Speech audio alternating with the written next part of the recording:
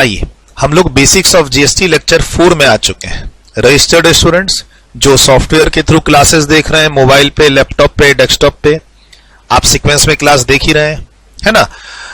और मैंने क्या कहा आप लोगों को कि लेक्चर 4 एंड लेक्चर 5 हमारा पूरा एक प्रैक्टिकल डिस्कशन हो रहा है, जिसमें आपका बेस भी बन रहा है और अगली क्लास के एंड होते होते आप 4 से 5 मार्क्स का प्रैक्टिकल क्वेश्चन जो एग्जाम में आता है वो भी बनाने लग जाएंगे। और अभी तक हम लोगों ने बुक टच नहीं की है। आपके पास मेरी जीएसटी बुक का पीडीएफ नहीं आया है, जीएसटी बुक नहीं पहुंची है, घबराने की कोई जरूरत नहीं है। आज की क्लास में बुक की कहीं कोई नीड नहीं है। अगर कोई रेफरेंस लेना होगा तो सामने मेरा पीडीएफ ओपन है, थोड़ा बहुत रेफरेंस, कहीं बुक रीडिंग नहीं है, ना आज की क्लास में है ना अगली क्लास में। तो आप परेशान नहीं होना, मैं अपने आप इंस्ट्रक्शन दे दूंगा आपको क्लास के अंदर कि अब अगली क्लास स्टार्ट करने से पहले बुक का वेट कर लो। मैं ये इंस्ट्रक्शन आपको क्लास में दे दूंगा। जो बच्चे YouTube पे इस लेक्चर को देख रहे हैं, पहली बार मेरे से जुड़ रहे हैं, प्लीज डिस्क्रिप्शन में जाओ, इसी बैच का सबसे पहले इंट्रोडक्शन लेक्चर देखो और उसके बाद इसके पहले के इसी चैप्टर के 3 लेक्चर देखो, बेसिक्स ऑफ जीएसटी लेक्चर 1, 2, 3, और उसके बाद सीक्वेंस में लेक्चर को देखते हुए यहां पहुंचो, तभी मजा आएगा, है ना। सर स्टार्ट कर लिया देख ही लेते हैं ना, ऐसे नहीं करो। सर स्टार्ट कर लिया देख लेते हैं, सर मुझे डेमो लेना है तो कोई भी लेक्चर देख ले, इस तरीके से नहीं करो जो बच्चे YouTube पे लेक्चर को देख रहे हैं। अच्छा, हमारी क्या बात हुई पिछली 2 क्लासेस से कि हम लोग हर क्लास को जब भी स्टार्ट करेंगे फ्रेश पेज से नोटिंग स्टार्ट करेंगे। तो एक फ्रेश पेज पे फिर से आ जाओ और आप अपना हेडिंग दे दो, बेसिक्स ऑफ जीएसटी लेक्चर 4। यही नाम आपके ड्राइव पे अपीयर करता है आज की क्लास का, वही नाम आप ऊपर बैठा दो। पेज नंबर आप मेंटेन कर रहे हैं, डेट डे टाइम आप लिख रहे हैं, लिख दो। आज जिस भी डेट को आप ये वीडियो देख रहे हो वो डेट, डे और टाइम लिख लो। और एक बार जाके पिछले लेक्चर की डेट, डे, टाइम कंपेयर कर लो और देख लो कितना गैप आप दे रहे हो, है ना। क्या कहा है, 2 लेक्चर के बीच में ज्यादा नंबर ऑफ डेज का गैप नहीं होना चाहिए। एक इंस्ट्रक्शन फॉलो करना आपको स्टूडियो रिकॉर्डिंग में। तो ये कंपेयर कर लो अपनी इफिशियंसी कि तुमने पिछला लेक्चर कब देखा था और आज लेक्चर कब देख रहे हो, कितने दिन का गैप है, 1 दिन का, 2 दिन का, 3 दिन का। और अगर ज्यादा दिन का गैप है तो क्यों, ये सवाल तुम अपने आप से पूछो और आगे ऐसी गलती करने से अपने आप को रोको। 2 लेक्चर के बीच में ज्यादा गैप नहीं होना चाहिए studio recording pre recorded lectures में, है ना। देखो मैं आपको लेटेस्ट लेक्चर दे रहा हूं, अपडेटेड बुक, अपडेटेड क्लास दे रहा हूं, राइट। और मैं डाउट्स के लिए भी अवेलेबल हूं आपके साथ, मेरा पर्सनल नंबर आपके पास आ चुका है। हाँ, जो बच्चे नॉलेज पर्पस के लिए हमारे से जुड़ते हैं कि सर हम कोई प्रोफेशनल कोर्स नहीं कर रहे हैं, ना सीए कर रहे हैं, ना सीएमए कर रहे हैं, हमें तो नॉलेज पर्पस के लिए आपकी क्लास चाहिए, या फिर हम ऑफिस में काम कर रहे हैं, डीटी जीएसटी का बेस बनाना है, उसके लिए क्लास चाहिए, तो वहां पर मेरी टीम मेरा पर्सनल व्हाट्सएप नंबर नहीं देती है जनरली, क्योंकि फिर वो लोग अपने पर्सनल डाउट्स पूछने लग जाते हैं ऑफिसेस के, क्लास को सीक्वेंस में नहीं देखते हैं, रहते हैं पहले चैप्टर पे डाउट पूछते हैं 5वें चैप्टर का, पढ़ेंगे जीएसटी डाउट पूछेंगे डीटी का, तो वहां उनको कंट्रोल करना थोड़ा मुश्किल हो जाता है। अदरवाइज तो ठीक है। तो सर 1-2 क्लास के बीच का गैप देखो, कम से कम रखो। दूसरा, एक क्लास को 3 दिन तक मत देखो पार्ट पार्ट में, अनलिमिटेड व्यूज है, अपना कंट्रोल है, सर 1 घंटा आज देखेंगे, 1 घंटा कल देखेंगे, बैलेंस अगले दिन देखेंगे, ये काम मत करो। क्या बोला है, क्लास स्टार्ट करने से पहले क्लास का ड्यूरेशन देख लो और उतना टाइम अपना एलोकेट करो, फिक्स करो पूरे दिन में कभी भी, और फिर क्लास देखना शुरू करो। बीच में 15-20 मिनट का ब्रेक लो, थोड़ा आधा 1 घंटा एक्स्ट्रा रख लो, जितना ड्यूरेशन है, ये सब करो। और पिछली क्लास में इंस्ट्रक्शन दिया था कि अब आपके पास हर क्लास में आपके पास क्या होना चाहिए, एक कैलकुलेटर होना चाहिए और पानी की बोतल होनी चाहिए, ताकि आप अपना ज्यादा अपने आप को डिस्टर्ब ना करो। कैलकुलेटर क्यों होना चाहिए, क्योंकि अब क्वेश्चन में कैलकुलेशंस, अब क्लास के अंदर ना थोड़ा कैलकुलेशन ऐड हो गया है। अभी तक क्लास में कैलकुलेशन नहीं था, पिछली क्लास से हम लोगों ने क्लास के अंदर amount, figure, calculation, percentage, tax computation, ये सब ऐड कर दिया। तो अब क्लास के अंदर क्या है, कैलकुलेशन आ चुका है। तो मैं क्या चाहता हूं, आप क्लास देखते समय मेरी कैलकुलेशन से पहले आप अपनी कैलकुलेशन रफली रेडी रखें। कोई मल्टीप्लाई करना है, कोई टैक्स का अमाउंट निकालना है, तो आप मेरे से पहले खुद निकाल के रखें। कैलकुलेटर पे आपका हाथ चलते रहना चाहिए और मेरे से पहले आपका आंसर रेडी होना चाहिए। सर बाकी मैं उम्मीद करता हूं खासकर मेरे रजिस्टर्ड स्टूडेंट से, YouTube वालों से तो क्या उम्मीद करो, वो जो क्लास YouTube पे अवेलेबल हो रही है वो देखिए। हाँ, मेरी कहीं कमिटमेंट नहीं है YouTube पे कि मैं 100% जीएसटी का कोर्स करवाऊंगा। हर चैप्टर के 1-2 लेक्चर आएंगे। जब जब मैं जीएसटी के अंदर कोई भी लेक्चर स्टार्ट करूंगा, 1-2 लेक्चर उसके शुरू के आएंगे। ये जीएसटी का पहला चैप्टर है, इसके लगातार 5-6 लेक्चर्स आएंगे। हो सकता है पूरे लेक्चर आ जाए पहले चैप्टर के, कोई बड़ी बात नहीं है ना। शुरू में number of lectures any chapter ज्यादा रहेगा मेरा। अब ऐसा नहीं है कि मैं 100% कोर्स आपका YouTube पे ही करवा रहा हूं, ऐसी मेरी कोई कमिटमेंट नहीं है। ठीक है, आपका कोई प्रोफेशनल कोर्स वगैरह नहीं कर रहे हैं, नॉलेज के लिए जीएसटी पढ़ना चाहते हैं, आपको YouTube पे मेरी क्लास अच्छी लग रही है, टीम से जुड़िए, अपने बारे में बताइए और इस बात पे कंसेशन भी लीजिए, है ना। आपको वैलिडिटी भी ज्यादा मिलती है, लेकिन हाँ, डाउट फैसिलिटी आपको फिर नहीं मिलती है। आप नॉलेज पर्पस के लिए जुड़ना चाहते हैं, सीएससीए में इंटरमीडिएट स्टूडेंट्स नहीं है, मान लो ग्रेजुएशन के स्टूडेंट्स हैं, जॉब कर रहे हैं, नॉलेज के लिए जुड़ना चाहते हैं, जुड़ जाइए। ठीक है, आपको वैलिडिटी भी ज्यादा मिलेगी और आपको थोड़ा सा हम कंसेशन भी देंगे, ये बोल के कि आप बुक्स मत लीजिए। बुक्स का आपको काम क्या है, हार्ड कॉपी बुक्स का। आप बुक्स मत लीजिए, थोड़ी सी वैलिडिटी ज्यादा लीजिए, वहां कंसेशन भी दे देंगे आपको हम। एक फैसिलिटी शायद ना मिल पाए आपको डाउट्स की, क्योंकि वो प्रैक्टिकली पॉसिबल नहीं होता ऐसे बच्चों का डाउट लेना, क्योंकि वो अपने मनमर्जी से क्लास देखते हैं। फिर उम्मीद करता हूं जो बच्चे रजिस्टर्ड स्टूडेंट्स हैं, सीरियसली आने वाले एग्जाम्स में एग्जाम देना चाहते हैं, पास करना चाहते हैं, अच्छा स्कोर करना चाहते हैं, वो क्लास के प्रॉपर नोट्स बना रहे होंगे। जो भी मैं क्लास में लिखा रहा हूं वो आप लिख रहे हैं, नॉर्मल स्पीड पे वीडियो को देख रहे होंगे। प्लीज अगर आप मेरी क्लासेस का फायदा उठाना चाहते हैं तो नॉर्मल स्पीड से वीडियो को देखिए। खासकर कम से कम स्टार्ट के जो 2-3 चैप्टर है ना, 15-20 क्लास, सर स्टार्ट के 15 लेक्चर, 15-16 लेक्चर नॉर्मल स्पीड से देखो। एक बार जब तुमको मेरी क्लास देखने की आदत हो जाएगी, एक वेवलेंथ मैच कर जाएगा तुम्हारी अंडरस्टैंडिंग का और मेरी डिलीवरी का, तो क्लास की स्पीड को थोड़ा बढ़ा सकते हो, लाइक 1.2, 1.25, नॉट 1.5, 1.75, वो तो कभी मत करना।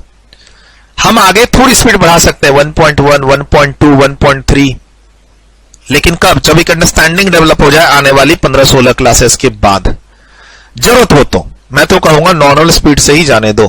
फेस टू फेस क्लास में रहते तो क्या स्पीड बढ़ा लेते हैं, लाइव बैच में रहते तो स्पीड बढ़ा लेते हैं, नहीं ना, तो यहां क्यों। इंपैक्ट करेगा आपकी स्टडीज को। और क्या बोला हुआ है, क्लास जब भी फिनिश करो, आपने क्लास फिनिश कर ली नॉर्मल स्पीड पे, प्रॉपर नोटिंग करके, प्रॉपर सुन के, उसको सेम डे या नेक्स्ट डे रिवाइज कर लो, अगली क्लास देखने से पहले। अब अगली क्लास तुम 5 दिन के बाद देखोगे तो कोशिश करो सेम डे या नेक्स्ट डे रिवीजन कर लो जो भी आपने पढ़ा। क्लास के अंदर जो भी टास्क मैंने दिए थे कंप्लीट कर लो, क्लास से रिलेटेड जो भी डाउट्स पूछना है पूछ लो। Don't wait for syllabus completion और चैप्टर कंप्लीशन, ये मेरी रिक्वेस्ट है। हर बार कर रहा हूं, थोड़ा शुरू में ज्यादा कर रहा हूं, बाद में धीरे धीरे ये सब रिक्वेस्ट कम हो जाएगी, काम की बात ज्यादा होगी, क्योंकि ये बात करते करते देख लो 8-9 मिनट तो हो गए। शुरू में याद दिला रहा हूं कि भाई आप ना एक ट्विनिंग में आ जाओ। अब 3-4 क्लास हो चुकी है अब जीएसटी बैच की मोटा मोटी, तो अब ये सब डिस्कशन है ना, ये सब इंस्ट्रक्शंस ना के बराबर हो जाएगा। अब देखो, आप गौर करो, lecture 2 basics of GST lecture 2 में आप थे तो 6 टास्क मिले थे, 5 से 6 टास्क, और पिछले लेक्चर में कोई भी टास्क नहीं मिला, है ना। तो आगे धीरे धीरे टास्क कम हो जाएंगे, हम कॉन्सेप्ट्स का डिस्कशन करेंगे, आप डाउट्स पूछेंगे, क्योंकि पहले टास्क काफी सारा कंप्लीट कर चुके हैं, इंटरेस्ट क्रिएट हो चुका है, मेरे से कम्युनिकेशन बन चुका है, मैं वो चाहता हूं। सर पिछली क्लास में क्या पढ़े, अब मैं पिछली क्लास के नोट्स में आज नहीं जा रहा। मैंने क्या किया था, अगर आपको याद हो तो, पिछली क्लास में उसके पिछले पे क्लास के क्लास नोट सामने में रख के रिवाइज करा दिए। लेक्चर 1 में क्या पढ़ाया था मैंने, वो लेक्चर 2 में मैंने नोट्स ओपन करके पढ़ा के रिवाइज करा दिया। और लेक्चर 2 में क्या पढ़ाया, वो लेक्चर 3 में मैंने शुरू में रिवाइज करा दिया नोट्स में जाके। देखो ये नोट्स है, इसमें मैंने ये पढ़ाया था, ये पढ़ाया था, ये पढ़ाया था। अब इसमें मैं क्या कर रहा हूं, थोड़ा डिफरेंट वे में आपका रिवीजन करा रहा हूं।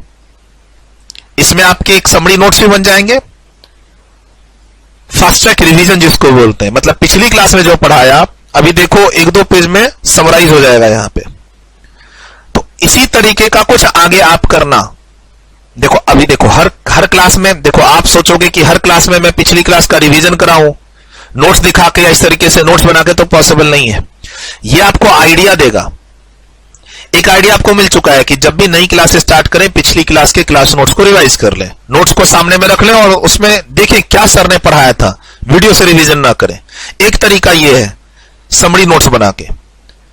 और सर कभी भी आगे बताऊंगा जब हमारा जीएसटी का एक चैप्टर कंप्लीट होगा ना तो आपको समरी नोट्स बनाना है। वो समरी नोट्स कैसे बनाना है उसका यहां आइडिया लग जाएगा आपको।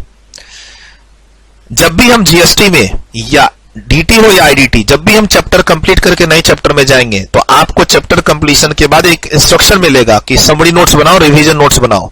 अगर मैंने क्लास में 20 पेज लिखाए हैं तो इसको 3-4 पेज का एक समरी नोट्स और रिवीजन नोट्स बनाओ रिवाइज करने के लिए।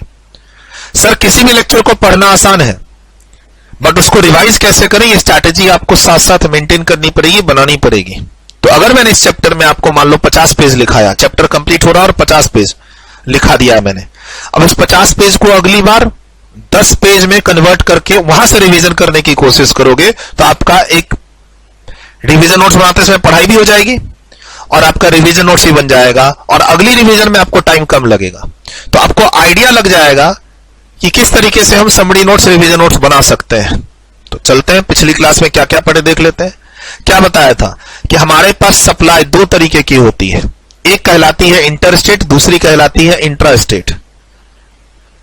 ठीक, और इसको डिफाइन किया गया है कहां, आईजीएसटी एक्ट में सेक्शन 7 और 8 में। मैं लिखवा दूंगा, डोंट वरी। फिर हम लोग शुरू में जब थे तो कैजुअल डिस्कशन कर रहे थे कि अगर supply with in the state हो तो इंट्रा और बिटवीन द स्टेट हो तो इंटर स्टेट। जैसे कि मैं दिल्ली से तुम्हारे को पढ़ा रहा हूं और तुम राजस्थान में हो, मैं दिल्ली से पढ़ा रहा हूं, तुम राजस्थान में हो, यूपी में हो, एमपी में हो, गुजरात में हो, वेस्ट बंगाल में हो, उड़ीसा में हो, झारखंड में हो, बिहार में हो, है डिफरेंट स्टेट से बच्चे पढ़ रहे हैं ऑनलाइन।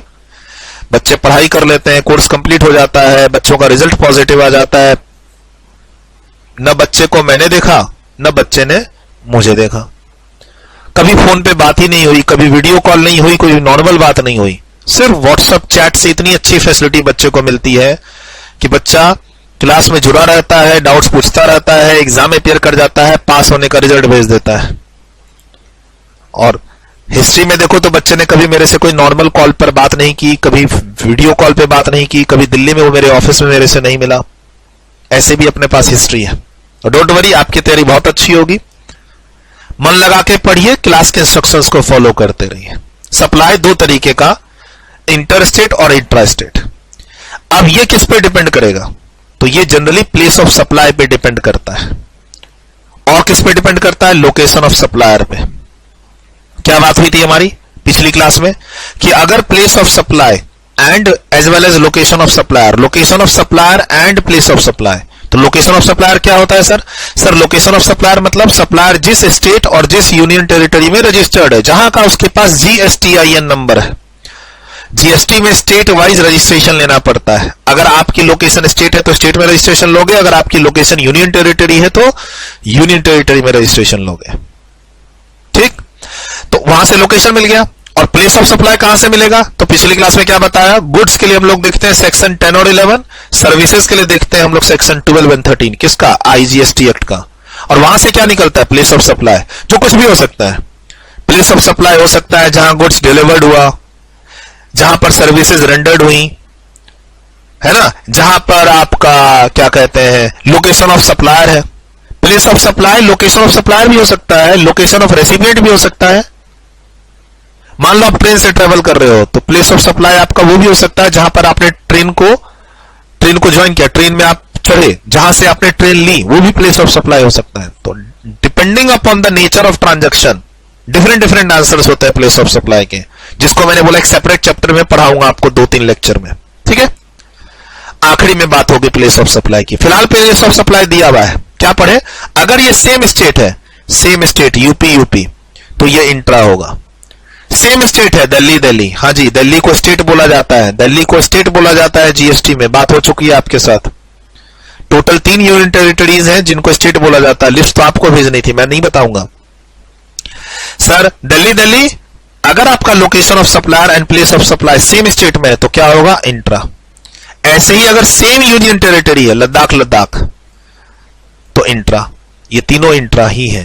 फर्क क्या है सर, इन दोनों में क्या लग रहा है, एसजीएसटी एंड सीजीएसटी, और यहां क्या लग रहा है, सीजीएसटी एंड यूटी जीएसटी। और उसके बाद क्या बोला कि अगर टू डिफरेंट स्टेट्स है, टू डिफरेंट यूनियन टेरिटरी है, या फिर एक स्टेट और दूसरा यूनियन टेरिटरी है, तो इंटर स्टेट और आईजीएसटी। ये सारे इंटर स्टेट के एग्जाम्पल है, हर जगह आईजीएसटी लगना है। क्यों? क्योंकि लद्दाख यूनियन टेरिटरी है, यूपी स्टेट है। एक यूनियन टेरिटरी, दूसरा स्टेट। दो different union territory, Ladakh and Chandigarh. दो different state, UP and Delhi. एक स्टेट, दूसरा union territory, UP and Chandigarh. तो हमेशा ये इंटर स्टेट सप्लाई होगी। यही सब बात आपके साथ हुई थी लास्ट क्लास में। उसके बाद हम लोग चले गए थे B2B सप्लाई और B2C सप्लाई के कॉन्सेप्ट को समझने के लिए। B2B और B2C सप्लाई के कॉन्सेप्ट को, कि हम जीएसटी में किसको बोलते हैं। देखो, जीएसटी एक डेस्टिनेशन बेस्ड कंजम्पशन टैक्स है, ये अब तुम समझा सकते हो। हम जीएसटी को कंजम्पशन टैक्स क्यों कहते हैं? क्योंकि गुड्स और सर्विसेज का फाइनली आप परचेज करके कंजम्पशन करते हो, तो कंजम्पशन टैक्स। और डेस्टिनेशन बेस्ड कि सर वो इंटर स्टेट सप्लाई में जब एक स्टेट से दूसरे स्टेट गुड्स और सर्विसेज जाती है तो पहले स्टेट को कुछ नहीं मिलता है, दूसरे स्टेट यानी इंपोर्टिंग स्टेट को कुछ मिलता है। क्या? टैक्सेस का आधा पैसा। इसलिए हम इसको बोलते हैं डेस्टिनेशन बेस्ड कंजम्पशन टैक्स। अब सप्लाई जीएसटी में B2B कब कहलाती है, B2C कब कहलाती है? B2B का मतलब दो बिजनेसमैन, और B2C का मतलब बिजनेस टू कंज्यूमर, अगर हम जनरल सेंस में जाए तो। लेकिन जीएसटी में थोड़ा सा डिफरेंट है। जीएसटी देखो, B2B का मतलब क्या? दो बिजनेसमैन के बीच में जब डील हो रही हो। अब जीएसटी की लैंग्वेज में दो बिजनेसमैन के बीच में डील हो रही है और दोनों जीएसटी में रजिस्टर्ड हो, जैसे कि पहला deal mister A mister B दोनों जीएसटी में रजिस्टर्ड है। अब पता नहीं कौन कौन सी स्टेट में रजिस्टर्ड है, लेकिन रजिस्टर्ड है, तो ये क्या हो गया? B2B। अच्छा, B2B में अब ये इंटर स्टेट भी हो सकता है और इंट्रा भी हो सकता है, डिपेंडिंग अपॉन इनके ट्रांजैक्शंस गुड्स के हैं या सर्विसेज के, और प्लेस ऑफ सप्लाई क्या है। डन? मैंने यही बोला था, B2B मतलब दो बिजनेसमैन और दोनों रजिस्टर्ड हो जीएसटी में। और सर B2C सामने वाला बिजनेसमैन हो सकता है, सामने वाला कंज्यूमर हो सकता है, लेकिन एक बात कॉमन है कि दोनों के पास जीएसटी नंबर नहीं है। तो देखिए, ए ने डील की सी के साथ और ए ने डील की डी के साथ। सर डी तो कस्टमर है जो कि अनरजिस्टर्ड, जैसे आप किसी दुकान पर कुछ खरीदने जाते हो तो आपके पास तो जीएसटी नंबर हो ही नहीं सकता। तो जब आप किसी दुकान पर कैलकुलेटर खरीद रहे हो, खाने पीने का सामान खरीद रहे हो, मोबाइल खरीद रहे हो, लैपटॉप खरीद रहे हो, कपड़े खरीद रहे हो, तो आपका तो B2C है ही। दो दुकानदार के बीच में भी B2C हो सकता है। हां सर, अगर बायर रेसिपिएंट कौन हो? अनरजिस्टर्ड। तो सर ऐसा हो सकता है कि एक बिजनेसमैन दूसरे बिजनेसमैन को कोई प्रोडक्ट सेल कर रहा है आगे रीसेल करने के लिए, ये भी आगे बेचता है, ये भी आगे बेचता है, लेकिन उसके पास जीएसटी नंबर नहीं। ऐसा पॉसिबल है सर? हां जी, ऐसा पॉसिबल है। क्यों? जीएसटी में सभी बिजनेसमैन को रजिस्ट्रेशन लेना ऐसा जरूरी नहीं है। हम आगे रजिस्ट्रेशन चैप्टर में थ्रेशोल्ड लिमिट्स पढ़ेंगे। सर तीसरा चैप्टर है आपका ये रजिस्ट्रेशन चैप्टर। हम जीएसटी में अभी पहले इंट्रोडक्शन में है, उसके बाद हम पहुंचेंगे किसमें? पेमेंट ऑफ टैक्स में, और फिर उसके बाद हम लोग पहुंचेंगे रजिस्ट्रेशन चैप्टर में। तो वहां बताऊंगा आपको कि हर बिजनेसमैन को जीएसटी में रजिस्ट्रेशन लेना ही पड़ेगा, ऐसा जरूरी नहीं है। There is a limit. अगर आपके बिजनेस का टर्नओवर 10 लाख या 20 लाख या 40 लाख क्रॉस करता है तो रजिस्ट्रेशन मैंडेटरी है। यानी छोटे दुकानदार जिनकी 5 लाख 8 लाख की सेल सप्लाई है, उनको जीएसटी नंबर लेने की जरूरत नहीं है, तो उनके पास जीएसटी नंबर नहीं है। अब जीएसटी नंबर नहीं है लेकिन है दुकानदार, तो ये क्या कहलाएगा? B2C सेल ही कहलाएगा, B2C सप्लाई ही कहलाएगा। पिछली क्लास में बताया था, आज समराइज कर दिया। अब बताओ, इसको पढ़ाने में हो सकता है 1.5-2 घंटे लग गए हो, रिवीजन करने में कितना? 10 मिनट। मुझे लगता है ये सब पिछली क्लास में बताने में मैंने 1.5 आवर आपको दिए थे, और अभी बताने में कितना? 10 मिनट लगा आपको। उसके बाद हम लोग चले गए कॉन्सेप्ट को सीखने के लिए, क्या कि जीएसटी से पहले वैट और वैट से पहले लोकल सेल्स टैक्स में क्या क्या खराबियां थी। तो खराबी वैट में नजर नहीं आई, खराबी किसमें थी? लोकल सेल्स टैक्स में। क्या सर? यहां पर हम परचेज पर पे किए हुए टैक्सेस का क्रेडिट नहीं मिलता था, किसमें? लोकल सेल्स टैक्स में। बट वो क्रेडिट मिलने लग गया वैट में, और वही क्रेडिट कंटिन्यू है किसमें? जीएसटी में। जीएसटी की बात आज करेंगे, वैट और लोकल सेल्स टैक्स की बात पिछली क्लास में कर चुके थे, उसको रिवाइज कर लेते हैं। बाबू जो बच्चे YouTube पे हो ना, इस वीडियो को एज ए डेमो देख रहे हो, प्लीज सीक्वेंस में क्लास को देखो, आप जाओ डिस्क्रिप्शन में देखो इस बैच में कितने लेक्चर्स की सीक्वेंस है। इसके पहले ये जीएसटी लेक्चर 4 है, 3 लेक्चर इसी चैप्टर के और एक इंट्रोडक्शन, 4 लेक्चर इसके पहले के देख के यहां पहुंचो, मेरी तो यही रिक्वेस्ट है। और रजिस्टर्ड स्टूडेंट्स उछल कूद मत मचाना, अपने मन से सीक्वेंस को चेंज मत करना, एक फ्लो में क्लास को देख के अपना बेस डेवलप करो। और आगे भी सर बेस तो बना लिया, आप कोई भी चैप्टर देख ले जीएसटी में, मेरे दोस्त ने कहा था ये चैप्टर इंपॉर्टेंट है, इसमें एग्जाम में 8 मार्क्स का क्वेश्चन आने वाला है, ऐसा कोई एबीसी एनालिसिस मत करना, पूरा कोर्स कंप्लीट करना है और जिस फ्लो में क्लास देता जाऊंगा उस फ्लो में कंप्लीट करना है। फिलहाल फटाफट ये एक तरह से समरी नोट्स बन गई आपकी। सर B2B सप्लाई में दोनों बिजनेसमैन है और दोनों जीएसटी में रजिस्टर्ड है, ठीक, और B2C सप्लाई में सामने वाला रजिस्टर्ड नहीं है, कौन, बायर, रेसिपिएंट। अब भले वो बिजनेसमैन हो या ना हो, यानी हर बिजनेसमैन को जीएसटी में रजिस्ट्रेशन लेना होता है क्या, नहीं। तो एक कॉन्सेप्ट आगे पढ़ेंगे हम लोग रजिस्ट्रेशन चैप्टर में, थ्रेशोल्ड लिमिट का बताऊंगा, कब 10 लाख अप्लाई होता है, कब 20 लाख, कब 40 लाख। इससे रिलेटेड कोई डाउट मत पूछना। अब तुमने डाउट पूछा सर 20 लाख कब देखेंगे, 40 लाख कब देखेंगे, 10 लाख कब देखेंगे, भाई डाउट क्यों पूछना, ये तो मैं खुद बताऊंगा ना तुमको रजिस्ट्रेशन चैप्टर में। बस वेट करो, अपने इमोशंस पे कंट्रोल रखो, है ना। जो चीज फ्यूचर में आएगी उससे रिलेटेड डाउट्स तभी देखेंगे, डाउट्स बनेगा ही नहीं, मैं पढ़ाऊंगा आपको। और देखिए कितना अच्छा समरी बना दिया। और आप देखो पिछली क्लास में यही सब बताने में मुझे 1.5 घंटे लग गए थे, अभी फटाफट देखो रिवाइज हो गया। इन इंस्ट्रक्शंस का ख्याल रखो, इन इंस्ट्रक्शंस का ख्याल रखो, पेज नंबर जरूर मेंटेन करो। अब 1-2 क्लास के बाद बुक का पेज नंबर कॉपी पे और कॉपी का पेज नंबर बुक पे जाने वाला है, so please page number maintain करना है।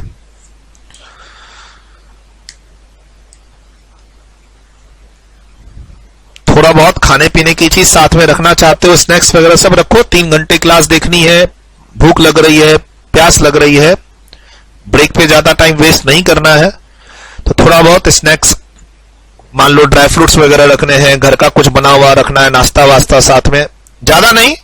या फिर एक प्रॉपर ब्रेक जो मिलता है आपको बीच में 15 मिनट का, उसमें किया करो। पानी रखो साथ में, और भूख वूख लगने वाली बात रहो, जो ब्रेक मिलता है 1-1.5 घंटे के बाद, उसमें आप 10 मिनट वीडियो से दूर हट जाओ, अपना नाश्ता वास्ता करो, जो करना है, चाय वाय पीना हो, जो भी आपको बीच में एक एनर्जी के लिए कुछ करना हो, है ना। डन। प्लीज ऊपर वाली बातें जरूर लिखें। आपका कोई फ्रेंड कहता है ना आपको कि वो वीडियो को 1.5x की स्पीड में देख रहा है और 2x की स्पीड में देख के उसने कोर्स जल्दी खत्म कर लिया है, तो उसको कॉपी नहीं करना है और ना उसको समझाना। तो उसको समझाने की उस तुमसे समझेगा ही नहीं, वो वाहवाही लूट रहा है, वो अपने आप को सुपर स्मार्ट समझ रहा है। कौन? जो बच्चा 1.5, 1.75 और 2x की स्पीड से वीडियो को खत्म कर ले रहा है, उसको तुमको समझाना भी नहीं है और तुमको उसको फॉलो भी नहीं करना है, क्योंकि वो जब अपना कोर्स कंप्लीट करेगा ना डबल स्पीड से देखने के बाद, तब उसको रियलाइज होगा कि उसने सारा टाइम बर्बाद कर दिया है। अभी उसको रियलाइज नहीं होगा, अभी तो वो बहुत खुश है, अरे वाह 100 घंटे की क्लास उसने 50 घंटे में उड़ा दी, वाह उसका कोर्स जल्दी कंप्लीट हो रहा है। फंस जाएगा वो आगे जाके, जब उसको कॉन्सेप्ट रिटेन नहीं होंगे, उसने प्रॉपर क्लास नोट्स नहीं बनाए होंगे, प्रॉपर टीचर के होमवर्क नहीं बनाए होंगे। उसको तो जल्दबाजी थी ना, मुझे कोर्स जितनी जल्दी खत्म करना है कर लेना है। वो राजधानी में बैठना चाह रहा है पहले ही दिन। बैठने दो, मतलब तुमको इग्नोर करके चलना है ऐसी चीजों को। आपके कोई दोस्त इस तरीके की बात बताते हैं कि भाई स्पीड में करके वीडियो देख, हम करेंगे स्पीड, एक बार हमारी वेवलेंथ मैच कर जाए, मैं आपको खुद बोलूंगा अब स्पीड थोड़ी बढ़ा के देख सकते हो। अभी नहीं, अभी सब्जेक्ट नया है, हर चीज को समझना है, काफी सारे आदतों को चेंज करनी है, प्लीज अभी नहीं, है ना। डन। वीडियो रोक के लिख लिया ऊपर वाली चीज। Next summary, section 7-8 of IGST act में हमें डेफिनेशन मिलेगा। कहां पढ़ाएंगे सर इसको? प्लेस ऑफ सप्लाई चैप्टर में। प्लेस ऑफ सप्लाई चैप्टर में आपको मैं पढ़ाऊंगा। एग्जाम्पल फिर से दे दिए। डन। वीडियो रोक के लिखा। Next, place of supply determination का कॉन्सेप्ट गुड्स और सर्विसेज का अलग अलग दिया हुआ है 10, 11, 12, 13 IGST एक्ट में। सर सेक्शन 11 कब लगाते हैं? इंपोर्ट एक्सपोर्ट ऑफ गुड्स में। इंपोर्ट एक्सपोर्ट ऑफ गुड्स में। ऐसे ही सेक्शन 13 कब लगाते हैं? जब सप्लायर और रेसिपिएंट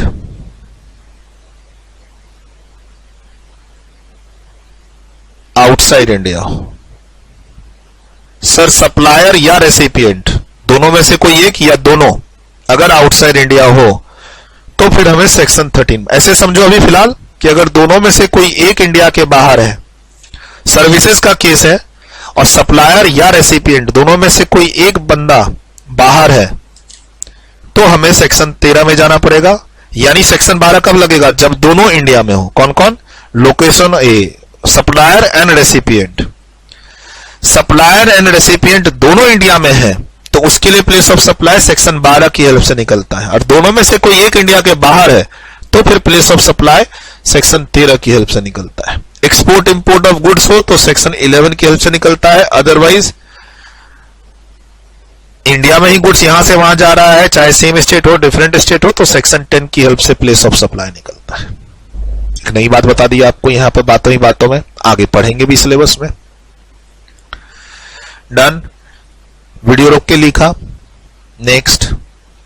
ये बहुत अच्छा चार्ट है और ये तुम अपने फ्रेंड्स से शेयर भी कर सकते हो। Share with friends. Share with friends. मान लो कोई नॉलेज शेयरिंग करना चाहते हो, फ्रेंड्स तुम्हें कुछ बताते हैं, तुम फ्रेंड्स को कुछ बताते हो। ईगो को साइड रख के, तुम्हें कितनी नॉलेज है, मुझे कितनी नॉलेज है, ये ईगो है। तुम किस टीचर से पढ़ रहे हो, मैं किस टीचर से पढ़ रहा हूं, ये भी ईगो है। तुम्हारे टीचर कितने अच्छे और मेरे टीचर कितने अच्छे, इन सब की लड़ाई नहीं होनी चाहिए। और कोई तुमको दबाए तो बहुत सारे पॉइंट मैंने दिए पिछली 4-5 क्लास में। सवाल तुम पूछ सकते हो या तुमसे कोई पूछ सकता है।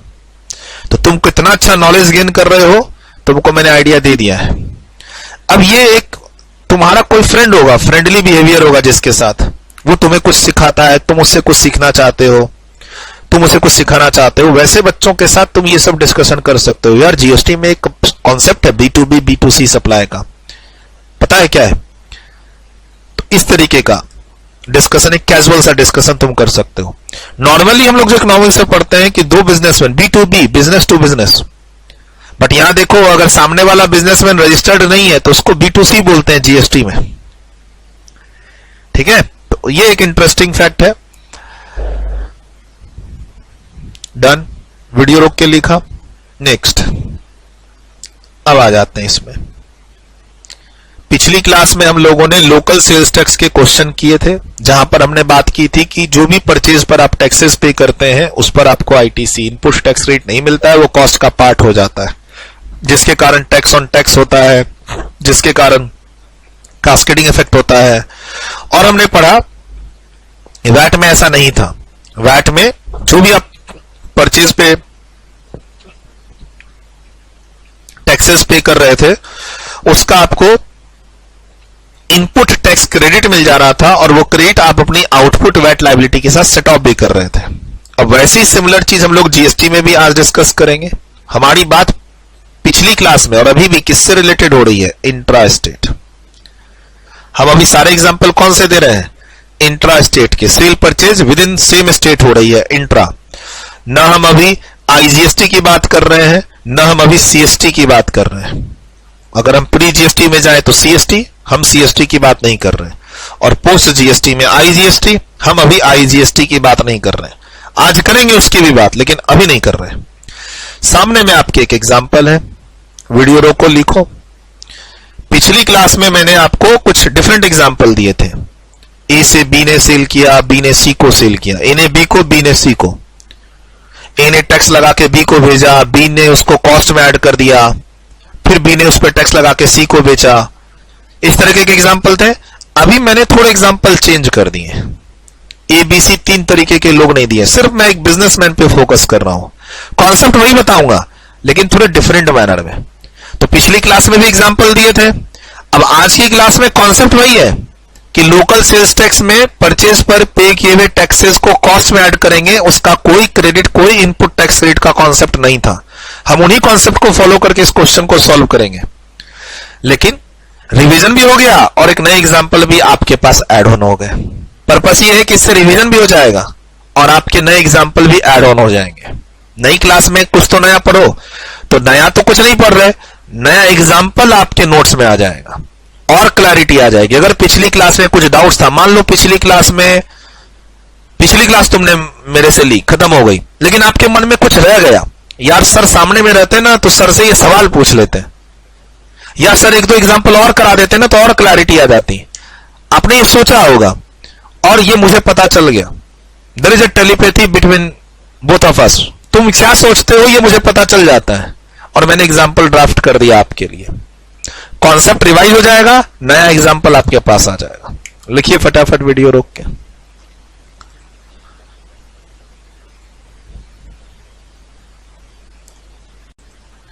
डन, वीडियो रोक के लिख लिया। अब देखो, वीडियो रोक के आपने लिख लिया, राइट। अब आपके पास कैलकुलेटर भी था और आपने वीडियो रोका हुआ ही था। पिछली क्लास आपने अच्छे से अटेंड कर ली थी, पिछली क्लास आपने अच्छे से अटेंड कर ली, पिछली क्लास आपने अच्छे से रिवाइज कर ली, कैलकुलेटर भी आपके पास है। तो आप चाहते, एक अंदर से विलिंगनेस होनी चाहिए थी। मैंने क्या बोला, कैलकुलेटर आपके पास है, अब सर की कैलकुलेशन से पहले आपका कैलकुलेशन आना चाहिए। कॉन्सेप्ट पिछली क्लास में पढ़ चुके हैं। अभी भी बताया क्या कि लोकल सेल्स टैक्स में अगर आप परचेज पर कोई टैक्सेस पे कर रहे हो तो उसका कोई क्रेडिट नहीं मिलेगा, वो कॉस्ट है, कॉस्ट का ही पार्ट बना रहेगा। अब आपको कैलकुलेटर चलाना था यहां रफ में, 2-3 रफ पेज आप अपने पास रखो। अब एक तो मेरी बुक, एक मेरी कॉपी हो गई, सामने में मोबाइल कैलकुलेटर या फिर आपका मोबाइल लैपटॉप या डेस्कटॉप क्लास चल रही है, एक रजिस्टर हो गई जिसमें आप नोटिंग कर रहे हो, एक मेरी बुक हो गई। इसके अलावा 2-3 पेज रफ पेज आप रखो रफ वगैरह करने के लिए।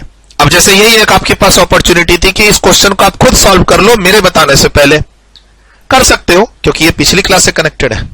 करना चाहते हो वीडियो रोक के कर लो, खुला है आपके लिए। मैं बोलूं तब आप करोगे नहीं, पिछली क्लास ली है, कॉन्सेप्ट क्लियर है, रिवीजन कर चुके हो, डाउट मेरे से पूछ चुके हो, बनाओ। क्या कहता है, अब मैं बना रहा हूं, एज्यूमिंग कि तुम बना चुके हो, तुम्हारे पास आंसर रेडी है, वीडियो रोक के तुम ये काम कर चुके हो। Purchase goods locally for ₹2,20,000 including 10% sales tax, मतलब इसके अंदर सेल्स टैक्स भी है। तो ठीक है ना, रहने देंगे इसके अंदर क्योंकि हमें इसका क्रेडिट तो लेना नहीं है। परचेज कॉस्ट इंक्लूडिंग टैक्स 220 ही रह जाएगा। अब इसमें प्रॉफिट मार्जिन है 50% ऑन कॉस्ट, तो कॉस्ट कितना है 2,20,000 और इसका 50% कितना 1,10,000। प्रॉफिट मार्जिन ऐड करके सेल प्राइस निकल जाएगा और सेल प्राइस में सेल्स टैक्स जोड़ेंगे तो कॉस्ट टू द कंज्यूमर हो जाएगा। बोला सर सेल्स टैक्स का रेट वही है जो परचेज पर लगा हुआ है। सर परचेज किया और मार्जिन जोड़ के उसको बेच दिया, आपने कोई उसका फॉर्म तो चेंज किया नहीं। मोबाइल खरीद के मोबाइल बेच रहा हूं तो टैक्स रेट तो सेम ही रहेगा, लैपटॉप खरीद के लैपटॉप बेच रहा हूं तो टैक्स रेट तो सेम ही रहेगा। आपने कुछ खरीदा और उसमें अपना प्रॉफिट मार्जिन जोड़ के बेचा तो रेट थोड़ी ना चेंज होगा। और एक बात, इस 2,20,000 में टैक्स का अमाउंट निकालना चाहते हो तो निकल जाएगा। सर ये इंक्लूडिंग 10% सेल्स टैक्स है, तो यानी ये इक्विवेलेंट टू कितना है, इक्विवेलेंट टू 110%। सर नॉर्मल जो आप लोग कैलकुलेशन करते हो, अकाउंट्स में किए होगे, कहीं मैथ्स में किए होगे, 2,20,000 में 10% टैक्स ऐड है तो ये 110 के बराबर है। टैक्स का फिगर निकल सकता है सर, यहां टैक्स का फिगर निकल सकता है कितना 2,20,000 डिवाइड बाय 100 प्लस टैक्स का फिगर कितना 10, 110 के बराबर। अब इंटू 10 कर दो, इंटू 10 करते ही 20,000 रुपया आ जाएगा टैक्स का फिगर। लेकिन इसका कोई काम ही नहीं है इसमें। हाँ, ये पैसा आपने जिससे भी परचेज किया है, ये माल किसी से तो आपने परचेज किया है, उसने गवर्नमेंट को 20,000 टैक्स दिया है, तुमने नहीं दिया है। तुमने ये सामान जिससे खरीदा है उसको तुमने 2,20,000 दिए हैं, उसने पीछे गवर्नमेंट को 20,000 रुपए दिए हैं। तुमने नहीं, जिससे तुमने खरीदा है उसने पीछे गवर्नमेंट को 20,000 दिए हैं। अब तो तुम आगे दोगे। कॉस्ट टू द कंज्यूमर और टैक्स लायबिलिटी, कोई आईटीसी का कॉन्सेप्ट यहां पर नहीं था, यही बताया था वैट के पहले कोई आईटीसी का कॉन्सेप्ट नहीं था स्टेट लेवल में सेल्स टैक्स के अंदर। I am not talking about service tax, not talking about excise duty, मैं बात कर रहा हूं सेल्स टैक्स की within the state sale वाली। सिंपल सा आंसर है इसका। वीडियो रोक के सब लिख चुके थे, और कुछ ऐड ऑन करना है तो कर लो। जो जो चीज मैंने लिखी है छोटी छोटी चीज, मैं आगे बढ़ रहा हूं। सर ये सब चीज तो साथ साथ नोट करते जाओ, मतलब बोलने में मैं ओवरलैप करके बगल में कुछ लिख रहा हूं तो ये लिखते जाया करो साथ में, है ना। अब नेक्स्ट आंसर बहुत सिंपल है इसका। On the basis of last class discussion, sir आप कॉस्ट टू द कंज्यूमर निकालना चाहते हो तो परचेज कॉस्ट इंक्लूडिंग टैक्स, आपको यहां कोई आईटीसी इनपुट टैक्स क्रेडिट का कॉन्सेप्ट नहीं होता था।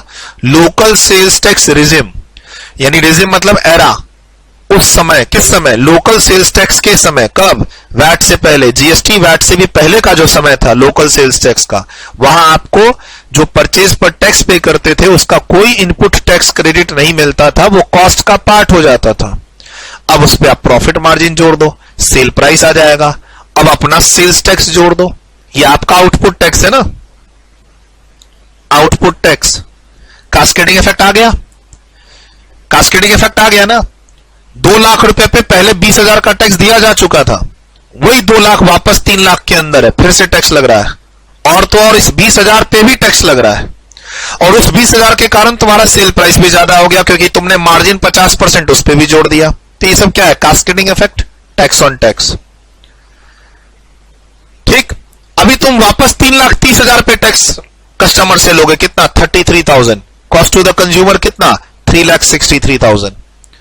गवर्नमेंट को तुम सेल्स टैक्स एक बार परचेज के थ्रू पिछले सेलर ने दिया गवर्नमेंट को 20,000, अब एक बार तुम और दोगे, कितना, 33,000 रुपए। एक बार पीछे 20,000 की कमाई गवर्नमेंट को हो चुकी है, जो अब नए इस बायर को पता नहीं है, नए बायर को पता नहीं है। वो तो बेचारा सोच रहा है कि गवर्नमेंट को 33,000 रुपए ही मिल रहे हैं। अरे बेवकूफ, गवर्नमेंट को तो 20,000 रुपए और पहले मिल चुके हैं, जो अभी कॉस्ट का पार्ट बन गया है। यही तो डिमेरिट थी, यही तो डिफेक्ट था पिछले सिस्टम में। इसी को तो दूर करेंगे वैट के अंदर। लिखो फटाफट, यहां कुछ छूट तो नहीं रहा। डन। आपने परचेज पर टैक्स पे किया, उसको कॉस्ट में ही ऐड रहने दो। फटाफट मार्जिन जोड़ के सेल्स प्राइस पे पहुंचो, टैक्स जोड़ के कॉस्ट टू द कंज्यूमर पे पहुंचे। कॉस्ट टू द कंज्यूमर का मतलब क्या है, आपको लास्ट में अपनी सेल प्राइस में, आपको अपनी सेल प्राइस में टैक्स का पैसा जोड़ना पड़ेगा, तब निकलेगा cost to the consumer. Done, video रोक के लिखा। नेक्स्ट,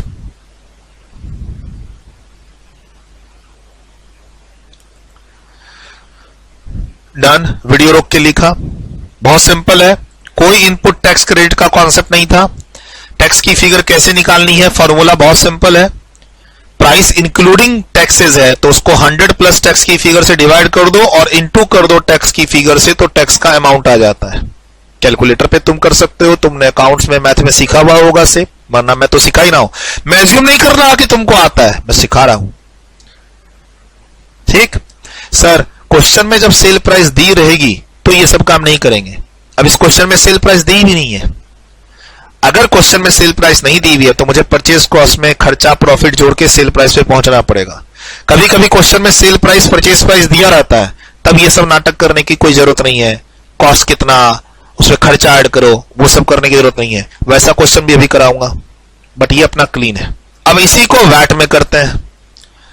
वैट में करेंगे तो क्या होगा, मैं लिख दूं एक बार।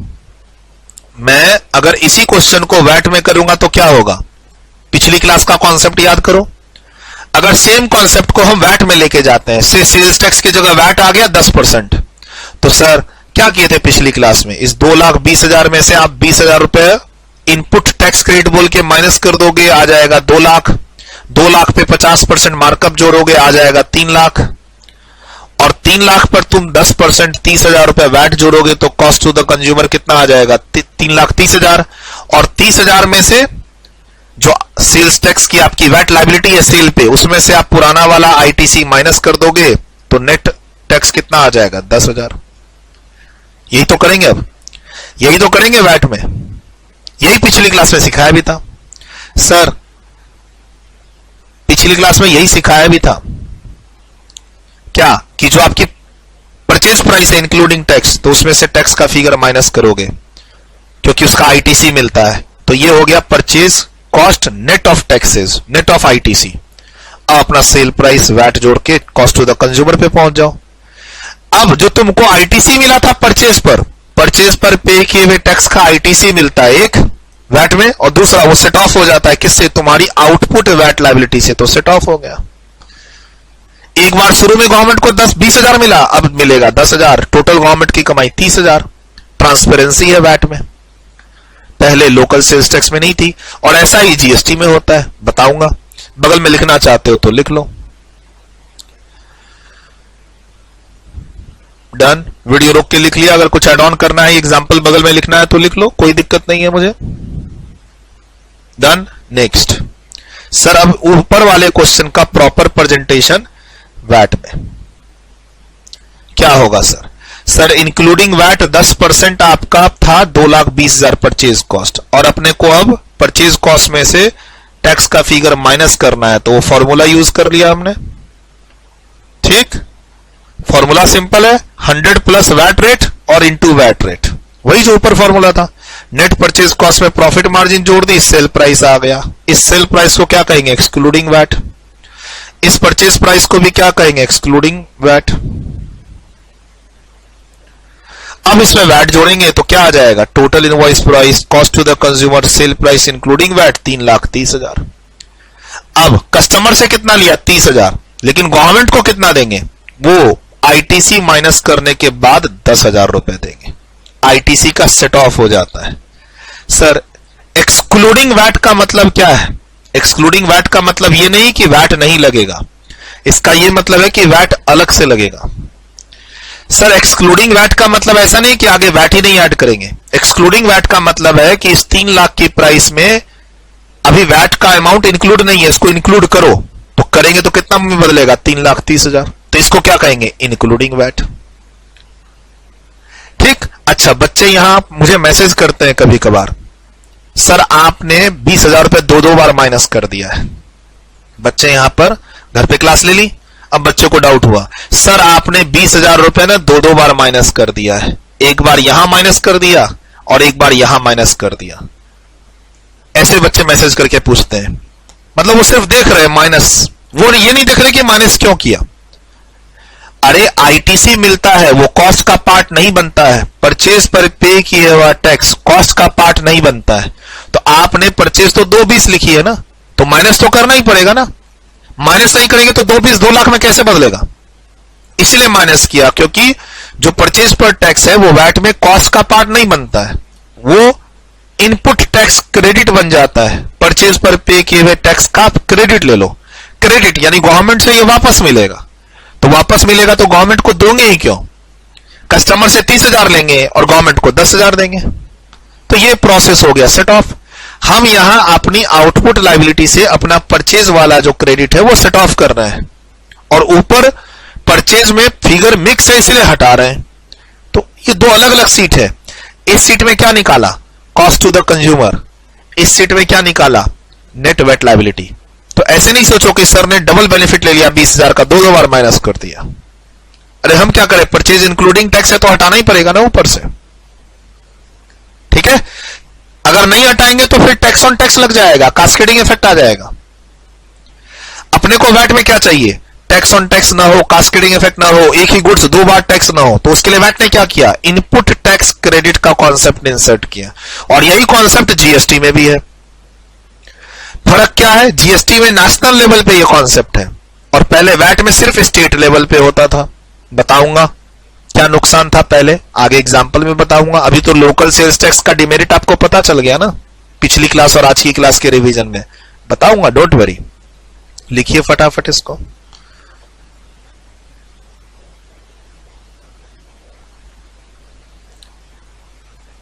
डन, वीडियो रोक के लिखा। नेक्स्ट। डन, वीडियो रोक के लिखा। सर जीएसटी पे जाने से पहले एक और एग्जांपल आपके साथ करना चाहता हूं। जीएसटी पे जाने से पहले एक और एग्जांपल आपके साथ करना चाहता हूं, वैट से ही रिलेटेड।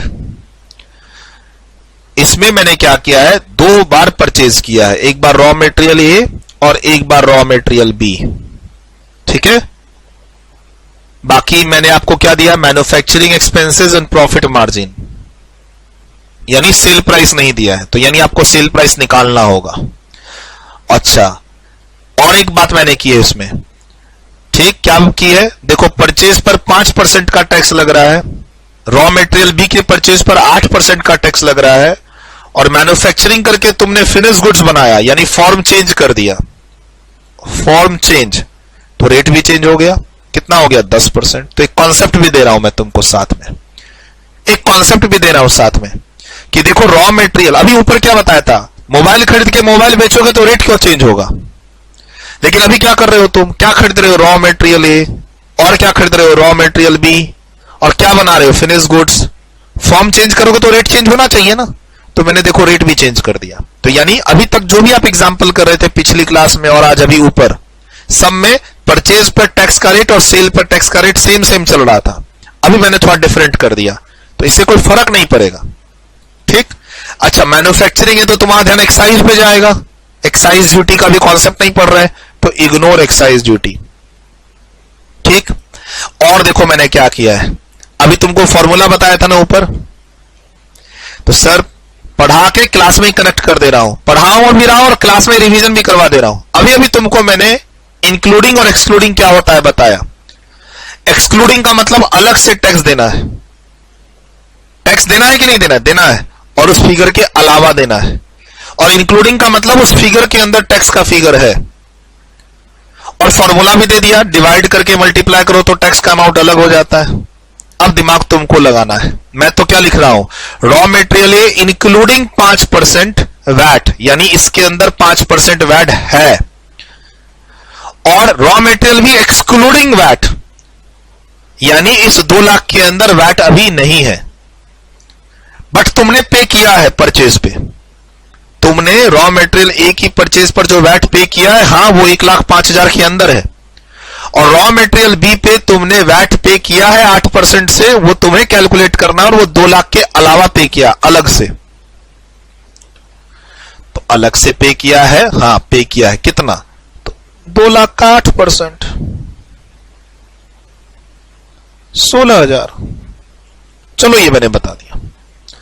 अब तुम परचेज कॉस्ट निकाल लो, उसमें टैक्स का अमाउंट नहीं होना चाहिए क्योंकि वैट है, खर्चे प्रॉफिट जोड़ दो तो सेल प्राइस पे पहुंच जाओगे, वैट लगा देना तो तुम क्या पहुंच जाओगे, कॉस्ट टू द कंज्यूमर पे, और फिर एक वैट पेबल का टेबल बनाना, वैट ऑन सेल्स और माइनस आईटीसी। आईटीसी तुम्हारे पास दो है, रॉ मटेरियल ए और रॉ मटेरियल बी की, तो मुझे लगता है क्वेश्चन तुम बना लोगे। वीडियो रोको, बनाओ, आगे मत देखना।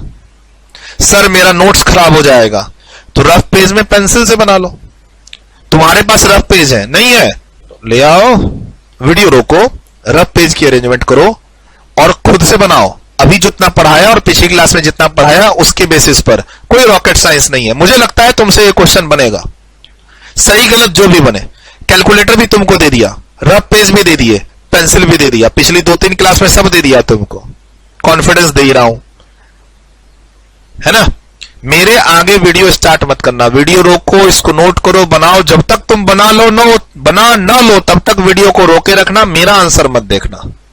तुम भी वीडियो रोको, मैं भी वीडियो रोकता हूं, तुम भी आंसर बनाओ, मैं भी आंसर बनाता हूं, ब्रेक नहीं लेंगे अभी, है ना। मजेदार बात, इतना फ्रीडम तुमको कहां मिलेगा। लाइव क्लास और फेस टू फेस क्लास से ज्यादा इंटरेस्टिंग वे में यहां पढ़ेंगे, और मैं तुमसे जुड़ा हुआ हूं 2 तरीके से, एक क्लास का टास्क कंप्लीट करो, दूसरा डाउट, तीसरा इंस्ट्रक्शंस फॉलो करो। फॉलो करते रहो, तुम्हारे टैक्स की नैया पार लगेगी। एक दिन आएगा तुम कहोगे कि सर मेरे ग्रुप 1 में बाकी सब्जेक्ट में भी आप ही के जैसे फैकल्टी मिल जाते तो मजा आ जाता। ये तुम कहोगे मुझे, आज नहीं कहोगे, 10 क्लास 20 क्लास 30 क्लास के बाद जरूर कहोगे। मेरे पास ऐसे बहुत सारे फीडबैक हैं कि सर ग्रुप 1 के बाकी सब्जेक्ट भी आप ही पढ़ा देते, रिकॉर्डेड लेक्चर तो हमने ली लेकिन आपके जैसा लेक्चर नहीं मिला। रिकॉर्डेड लेक्चर तो ली लेकिन आपके जैसा लेक्चर और आपके जैसा लेक्चर के अंदर जो एक्सपीरियंस है वो हमें कहीं और नहीं मिला। काश आप हमें दूसरा सब्जेक्ट भी पढ़ा देते, काश आपके पास दूसरा सब्जेक्ट भी मिल जाता, काश आपके जैसा कोई फैकल्टी हमें दूसरे सब्जेक्ट में मिल जाता। ऐसे फीडबैक अपने पास काफी सारे हैं। वीडियो रोकिए और बनाइए, जब तक आंसर पे ना पहुंच जाओ वीडियो रोके रहना, मेरा आंसर देख के चीटिंग ना करना।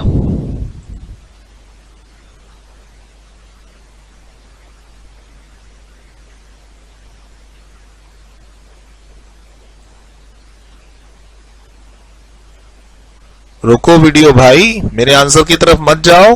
नोटिंग करने से किसी का भला नहीं होगा। मैं लिखाऊंगा तुम लिखोगे, मैं लिखाऊंगा तुम लिखोगे, ऐसे नहीं काम चलेगा। नहीं नहीं सर, हम क्लास फिनिश कर लेते हैं, नोटिंग कर लेते हैं, उसके बाद रिवीजन करते समय अपना दिमाग लगाएंगे। ना ना, ये काम मत करो। तुमको पिछली क्लास में पढ़ा दिया, अभी ऊपर रिवीजन करा दिया, फॉर्मूला दे दिया, और क्या चाहिए। सेल प्राइस मिसिंग है, कैसे निकालते हैं ऊपर बता दिया है, रेट्स दिए हुए हैं। बनाइए बनाइए, मत देखिए मेरा आंसर का वेट मत कीजिए, बनाइए वीडियो रोक के।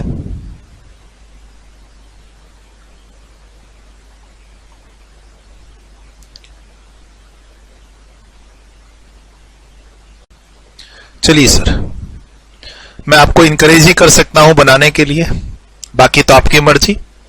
आप मत मेहनत कीजिए, मत कैलकुलेशन कीजिए। मैंने ऑप्शन दे दिया, आप मेन नोट्स से हट जाओ, रफ पेज पे आ जाओ।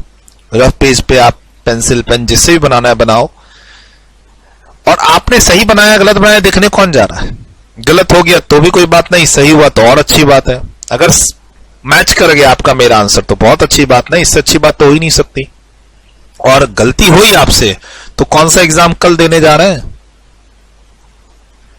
लर्निंग है और स्टार्ट के अभी तो 10 लेक्चर भी नहीं हुए, गलती हो रही तो होने दो।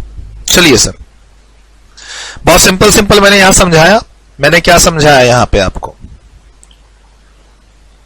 मैंने आपको बोला 2 रॉ मटेरियल है, एक पर आपका इंक्लूडिंग वैट है, तो इसमें से वैट की फिगर हटा दो, आपका 1 लाख रुपया कॉस्ट आ जाएगा। जब आप वैट की फिगर हटा देंगे तो 1 लाख रुपया का कॉस्ट आएगा, ठीक। और इसमें वैट की फिगर है ही नहीं, टैक्सेस इसमें नहीं, इसके अलावा है 16,000 रुपए। ये जो रॉ मटेरियल भी आपने खरीदा है 2 लाख में नहीं खरीदा है, 2,16,000 में खरीदा है। आपने 8% वैट अलग से दिया है, इसको लोकल परचेज हो रही है, क्योंकि आप परचेज पर भी वैट पे कर रहे हो और सेल पर भी वैट। और हम बात अभी लोकल की कर रहे हैं, विद इन द स्टेट की। तो ये तो 2 लाख का 2 लाख रह गया, और 4 लाख का आपका खर्चा प्रॉफिट, तो आपकी 7 लाख की सेल प्राइस आ गई। और 7 लाख की सेल प्राइस पे 10% वैट, कितना 70,000 आ गया।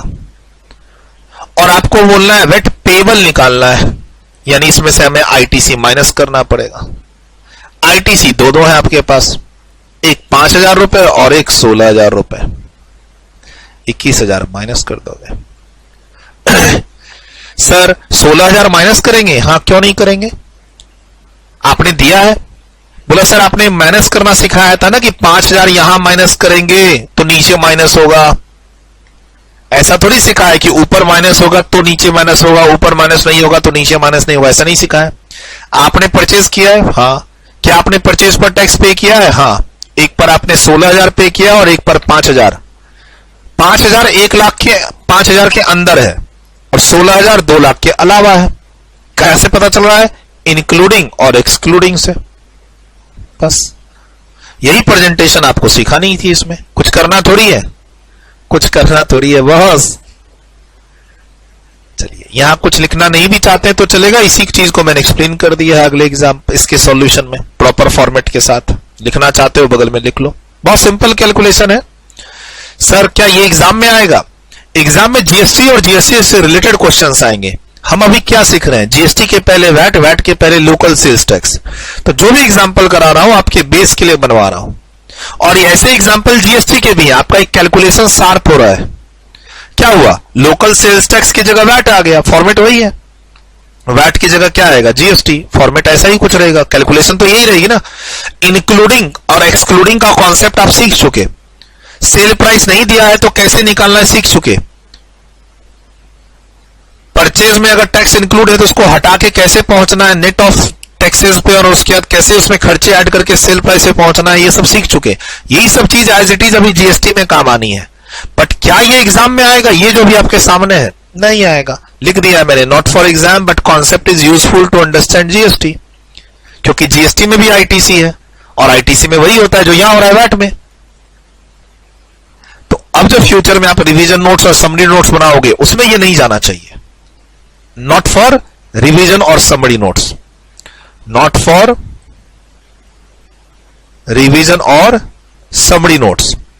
सर मैं रिवीजन नोट्स बनाना चाहता हूं चैप्टर कंप्लीट होने के बाद, समरी नोट्स बनाना चाहता हूं, रिवीजन नोट्स समरी नोट्स, क्या उसमें ये जाएगा? नहीं जाएगा। फॉर्मूला जाएगा कि इंक्लूडिंग में जीएसटी का अमाउंट कैसे निकालेंगे या वैट का अमाउंट या टैक्स का अमाउंट कैसे निकालेंगे, तो ये फॉर्मूला जरूर जाएगा। फॉर्मूले में से टैक्स का फिगर हटा दिए, अब 1,05,000 में से 5,000 हटाओ और या फिर सीधा मल्टीप्लाई विथ 100 करो। सर मल्टीप्लाई 5 से करते हैं, 5,000 कैसे आएगा? अगर आप 1,05,000 में डिवाइड बाय 100 प्लस 5 इंटू 5 करेंगे तो 5,000, फिर 5,000 माइनस करो। इससे अच्छा डायरेक्ट 100 मल्टीप्लाई कर दो।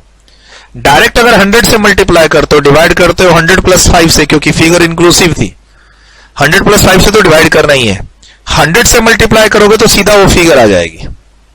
इस बार फॉर्मूला थोड़ा सा चेंज, बी एक्सक्लूडिंग है तो सीधा 2 लाख, खर्चे प्रॉफिट से सेल प्राइस आ गया, कॉस्ट टू द कंज्यूमर पूछा नहीं है तो सीधा वैट के टेबल में हमें वैट ऑन सेल्स आ गया और उसमें 2 आईटीसी माइनस कर दिए। एक आईटीसी इंक्लूडिंग वाला था और एक आईटीसी एक्सक्लूडिंग वाला। एक्सक्लूडिंग वाला डायरेक्ट निकलता है, 2 लाख का 8%, वो मैंने ऊपर बता ही दिया था, नेट वेट आ ही चुका। तो सर ये जो आप कैलकुलेशन सीख रहे हैं, फॉर्मेट प्रेजेंटेशन सीख रहे हैं, सब जीएसटी में काम आएगा। खाली वहां वैट की जगह क्या होगा? सीजीएसटी एंड एसजीएसटी, उसमें भी चलेंगे अभी, डोंट वरी, उसमें भी चलेंगे, डोंट वरी। लिखते हैं,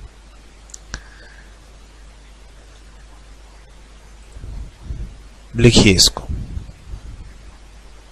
देखिए यहां कुछ लिखना है क्या?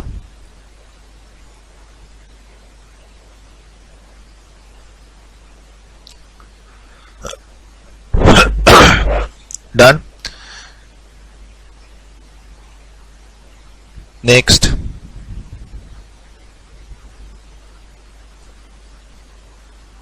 डन, वीडियो रोक के लिखा, नेक्स्ट। डन, वीडियो रोक के लिखा, नेक्स्ट। लिख लिया यहां तक? चलो अब हम आते हैं जीएसटी का कॉन्सेप्ट समझने के। सर अब फ्रेश कॉन्सेप्ट सीख रहे हैं जीएसटी का, तो यहां वीडियो की टाइमिंग जरूर लिखो। आप अपने रजिस्टर पे इसको तो नोट लिखोगे ही ना। अब यहां पर आपको जो वीडियो का टाइमिंग है ना, 00:00:00 सेकेंड्स की टाइमिंग आपकी वीडियो में टाइमिंग चल रही होगी। आपके घड़ी में क्या टाइम चल रहा है वो नहीं लिखना है, आपके लैपटॉप में क्या टाइम चल रहा है वो नहीं। वीडियो मान लो आज की वीडियो 2.5 घंटे की है, तो कितने आवर्स के बाद, कितने मिनट के बाद ये कॉन्सेप्ट स्टार्ट हो रहा है, वो आप यहां पे टाइम लिखो। ठीक है, मोटा मोटी मुझे लगता है कि 1 घंटे के आसपास ये कॉन्सेप्ट मैं स्टार्ट कर रहा हूं। टाइमिंग लिखो अपने रजिस्टर पे। क्यों सर ऐसा क्यों लिखवा रहे हो, ये टाइम क्यों लिखवा रहे हो? सर ये लेक्चर 4 है ना, बेसिक्स ऑफ जीएसटी लेक्चर 4। मान लो कल को तुमको वीडियो से लोकल सेल्स टैक्स रिवाइज नहीं करना है, वैट रिवाइज नहीं करना है, लेकिन वीडियो से तुम क्या चाहते हो, जीएसटी का ये कॉन्सेप्ट रिवाइज करना, तो कैसे ढूंढोगे? तो आपका जो क्लास नोट्स है रजिस्टर, उसमें ये टाइमिंग लिखी होगी कि लेक्चर 4 में ये वीडियो सर ने जो समझाना शुरू किया था, ये इतने आवर्स, इतने मिनट, इतने सेकंड के बाद स्टार्ट हुआ है।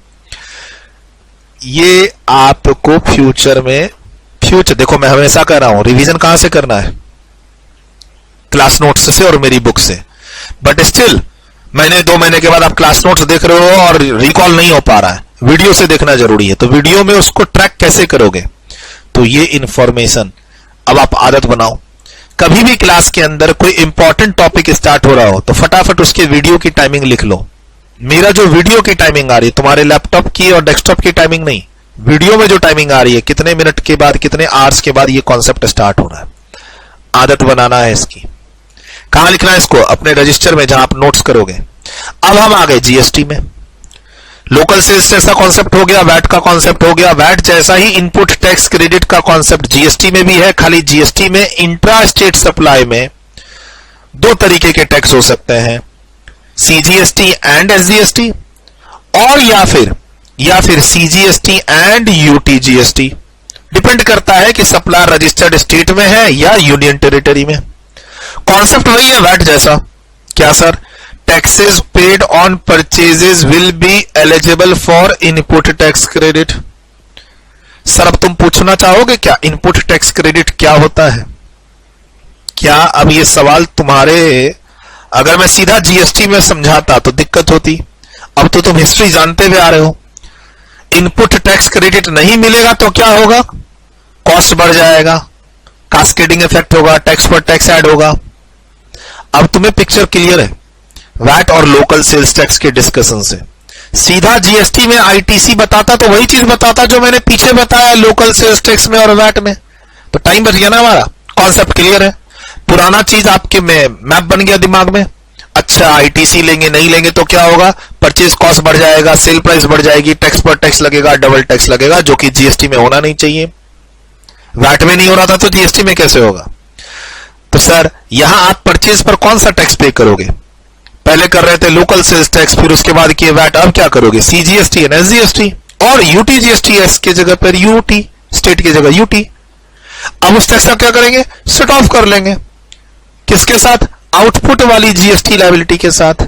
आपने खरीदा है दो तरीके का टैक्स, और लोकली तो बेचोगे इंट्रा, फिर से दो तरीके का टैक्स।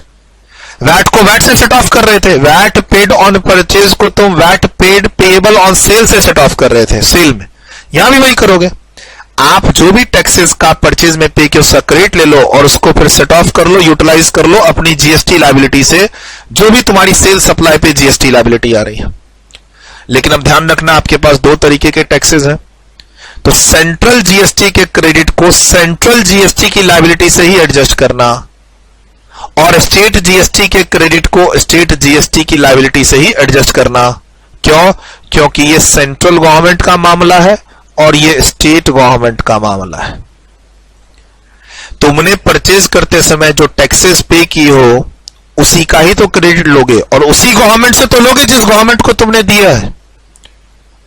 अच्छा परचेज करते समय हम गवर्नमेंट को टैक्स देते हैं, नहीं, हमने जिससे सामान खरीदा है हमने उसको टैक्स दिया, उसने गवर्नमेंट को दिया।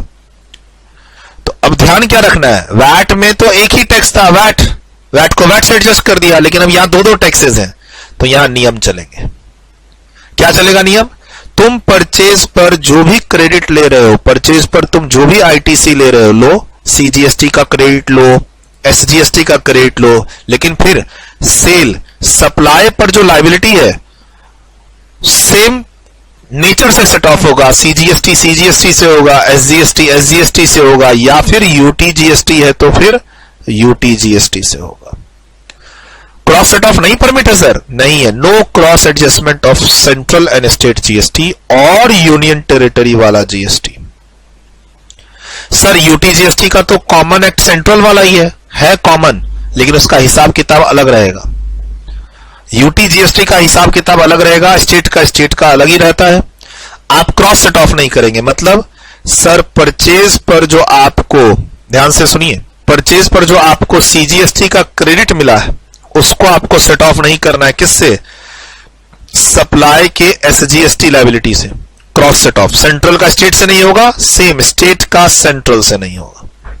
सिमिलरली आप चाहते हो तो सेंट्रल जीएसटी का सेट ऑफ हम यूटीजीएसटी से नहीं कर सकते, और हम यूटीजीएसटी का सेट ऑफ सेंट्रल जीएसटी से नहीं कर सकते अगर यूनियन टेरिटरी है, यूनियन टेरिटरी में रजिस्टर्ड हो। तो सर ये सारी बातें आपको नोट्स में मिलेंगी आगे, हाँ जी मिलेंगी।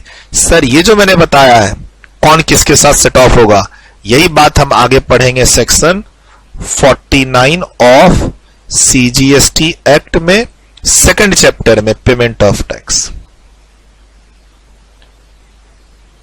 मैंने क्या बोला था, पहला और दूसरा चैप्टर आपस में कनेक्टेड है बच्चों, पहला और दूसरा चैप्टर आपस में कनेक्टेड है। हम अभी गूगल ड्राइव पे कहां पे हैं, पहले चैप्टर में बेसिक्स ऑफ जीएसटी, लेकिन वहां कॉन्सेप्ट कहां का यूज कर रहे हैं, सेकंड चैप्टर का, पेमेंट ऑफ टैक्स का। टैक्सेस को कैसे पे करना है, टैक्सेस को पे करते समय आप अपने इनपुट टैक्स क्रेडिट को यूटिलाइज कर सकते हैं, सेट ऑफ कर सकते हैं, सेट ऑफ एंड यूटिलाइज। तो ये सब बातें कहां लिखी हुई हैं, सेक्शन 49 में, जो किस चैप्टर में, अगले चैप्टर में है। प्रैक्टिकली अभी बेस बना रहा हूं आपका, साथ में हिस्ट्री को भी करेक्ट कर रहा हूं कि देखो पहले क्या होता था, तो दोनों मामला साथ साथ क्लियर हो रहा है। इसलिए मैंने शुरू में क्या बोला था, हम अभी जो पढ़ेंगे उसमें कुछ कॉन्सेप्ट्स पहले चैप्टर के हैं और कुछ कॉन्सेप्ट दूसरे चैप्टर के हैं, तो साथ साथ ये खत्म होंगे चैप्टर्स। आप जब फ्यूचर में रिवीजन करोगे तो इन दोनों चैप्टर के नंबर ऑफ लेक्चर्स को, कॉन्सेप्ट को, नोट्स को साथ साथ रिवाइज करोगे, चैप्टर 1 एंड चैप्टर 2। एक बार जब फिनिश हो जाए तो दोनों चैप्टर को मिला के जितने नोट्स हैं वो सारा एक साथ रिवीजन करेंगे, क्योंकि आपस में क्रॉस कनेक्टेड है। क्या सीखा यहां पे? सर जीएसटी में सेम आईटीसी का कॉन्सेप्ट लेंगे, बट सेंट्रल जीएसटी के क्रेडिट को सेंट्रल जीएसटी की लायबिलिटी से एंड स्टेट जीएसटी के क्रेडिट को स्टेट जीएसटी की लायबिलिटी से ही एडजस्ट करेंगे, क्रॉस सेट ऑफ नहीं करेंगे। और ऐसा मैं नहीं, सीजीएसटी एक्ट का सेक्शन 49 जो हम आगे पढ़ेंगे payment of tax chapter number 2 में। इसलिए मैंने बोला इंपॉर्टेंट है, टाइम लिख लो, कल को तुम्हें वीडियो से रिवाइज करना हो तो टाइमिंग तुम्हारी हेल्प करेगी। अब छोटा सा पार्ट है ये 10 मिनट का, इसको रिवाइज करने के लिए पूरे तुम 3 घंटे की वीडियो देख रहे हो। इस छोटे से 10 मिनट के पार्ट को रिवाइज करने के लिए तुम पूरे 3 घंटे की वीडियो देख रहे हो। ये कौन सी मेहनत है भाई? तो कोई भी टीचर की क्लास हो, सर मान लो तुम अकाउंट्स की क्लास में हो, टीचर ने आज 5 क्वेश्चन करवाए अकाउंट्स के, तो आप टाइमिंग नोट करो। रिकॉर्डेड लेक्चर है तुम्हारे पास, आज टीचर ने 2 घंटे की क्लास में 5 क्वेश्चन कराए। तो क्वेश्चन जब तुम बुक में लिख रहे थे, सॉल्यूशन जब लिख रहे थे, तो वहां टाइमिंग भी लिखो। फ्यूचर में 5 क्वेश्चन रिवाइज नहीं करना है, सिर्फ तीसरा नंबर क्वेश्चन रिवाइज करना है वीडियो से। तो कैसे ढूंढेंगे कि वो कौन से लेक्चर में कितने मिनट पे आएगा? तो वो लेक्चर 4 में आएगा और वो इतने मिनट इतने आवर्स के बाद आएगा। रिवीजन की स्ट्रैटेजी, लिंकिंग, मैं आपके वीडियो को आपके क्लास नोट्स से कनेक्ट कर रहा हूं। पूरा सिलेबस खत्म होने के बाद कोई क्वेश्चन रिवाइज करना है जो सर ने वीडियो में कराया था, तो कौन से नंबर वाली वीडियो में कराया था ढूंढते रहो। अब किसी चैप्टर के 5 लेक्चर है तो 5 लेक्चर में तुम ढूंढोगे, कोई दोस्त भी तुम्हारी हेल्प नहीं कर पाएगा। और ये स्ट्रैटेजी तुमको किसी को बतानी नहीं है। यही स्ट्रैटेजी तो तुम्हारे रिवीजन टाइम को कम करेगी। होने दो दूसरों को कंफ्यूज, दूसरा जितना ज्यादा कंफ्यूज होगा उतना ही आपकी प्रोबेबिलिटी ज्यादा होगी एग्जाम क्लियर करने की। तो ये सब टिप्स क्यों बताना दूसरों को? पढ़ने दो XYZ से, अपने मस्त रहेंगे। नोट कीजिए इसको फटाफट, फिर एक क्वेश्चन करेंगे इसमें।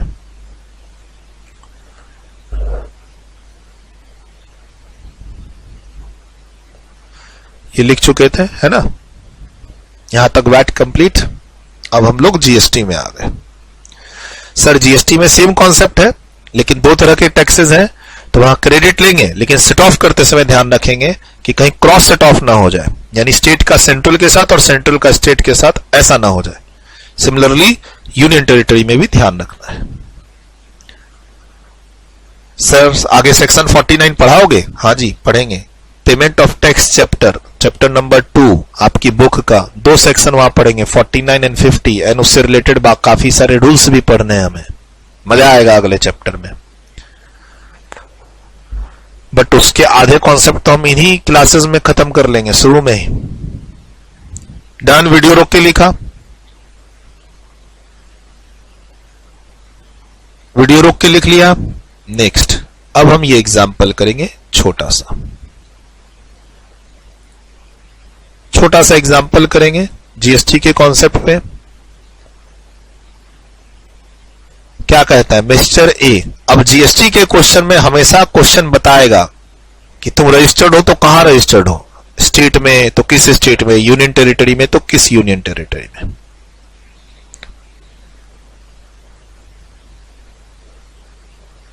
ठीक है, बताएगा क्वेश्चन। अब जीएसटी में है। सर क्या एग्जाम में ये क्वेश्चन आने वाला है? भाई जीएसटी के अंदर आ चुके हैं, लेकिन अभी हम लोग बहुत बेसिक क्वेश्चन करेंगे। हम लोग अभी जीएसटी के अंदर कौन सी सप्लाई पे हैं? Local, intra state, with in the state. अभी बहुत सारे कॉन्सेप्ट पढ़ा के बहुत सारे कॉन्सेप्ट पढ़ेंगे छोटे छोटे, फिर सारे कॉन्सेप्ट को मर्ज करेंगे, फिर जाके एग्जाम का एक 5 मार्क्स का क्वेश्चन बनेगा, और उसका नंबर आज की क्लास में नहीं आएगा, अगली क्लास में आएगा। सर ये सेम क्वेश्चन एग्जाम में आने वाला 3-4 मार्क्स में? नहीं रे बाबा, जो 5 मार्क्स का क्वेश्चन आएगा एग्जाम में, उसके लिए हम छोटे छोटे टुकड़ों में कॉन्सेप्ट्स को क्लियर करेंगे।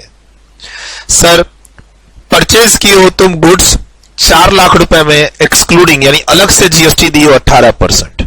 अब जीएसटी 18% का मतलब क्या है? CGST, SGST 9%। ठीक। अब एक इंपॉर्टेंट बात, सर ये कॉन्सेप्ट तो आपने अभी तक बताया ही नहीं है कि अगर सारा का सारा गुड्स नहीं बिका तो कैलकुलेशन कैसे करेंगे? तो वही तो सीखना है अब इसमें। सर नई चीज, यहां पर एक मैं नया कॉन्सेप्ट दे रहा हूं जो पिछली क्लास में नहीं बताया, ना अभी पिछले 1 घंटे में बताया। तुम जीएसटी में गुड्स परचेज कर रहे हो लोकली 4 लाख रुपए का, एक्सक्लूडिंग जीएसटी, तो निकाल लेंगे कितना सेंट्रल जीएसटी, कितना स्टेट जीएसटी, फिर उसका आईटीसी ले लेंगे। बट पॉइंट है कि तुमने सारा गुड्स नहीं बेचा, तुमने मात्र उसमें से 80% गुड्स बेचा है और डायरेक्ट सेल प्राइस दे रखा है, सेल प्राइस गिवन है, और ये सेल प्राइस भी एक्सक्लूडिंग जीएसटी है। तो कोई बात नहीं, यहां भी हम 9% कर देते हैं, CGST and state GST. UT तो होगा नहीं, दिल्ली इज ए स्टेट, और लोकल सप्लाई की बात कर रहे हैं इंट्रा स्टेट, तो हाफ सेंट्रल हाफ स्टेट। अब इसमें इस 80% सवाल क्या है सर, क्वेश्चन में सेल प्राइस दिया हुआ है, तो सेल प्राइस दिया हुआ है तब हमें सेल पर जीएसटी लायबिलिटी जो है हमारी स्टेट और सेंट्रल की वो निकल जाएगी, और परचेज पर जो हमने टैक्स पे किया है वो निकल जाएगा। बट एक ही नई बात इसमें आई कि सर 80% माल बिका है, 20% अभी भी स्टॉक में है, तो आईटीसी जो आपका है वो 100% मिलेगा या 80% मिलेगा। क्यों? क्योंकि अभी भी हमारे पास स्टॉक में 20% गुड्स है, माल पूरा नहीं बिका है, महीना खत्म हो गया, माल खरीदा 4 लाख प्लस जीएसटी का, बेचा भी लेकिन अब महीना खत्म हो चुका, मान लो ये 1 महीने की फिगर है और मंथली जीएसटी कैलकुलेट करना है, महीना खत्म हो गया, 80% ही माल बेच पाया हूं, 20% अभी भी स्टॉक में है। सर लायबिलिटी की फिगर आ गई, टैक्स जो परचेज पर पे किया उसकी फिगर भी आ गई, सवाल है कि इस 80% का क्या करें। यही तो नया कॉन्सेप्ट इस क्वेश्चन में सिखाना है, मैं सिखाऊंगा।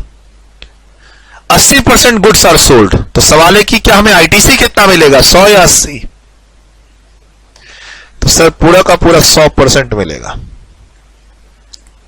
फुल आईटीसी इज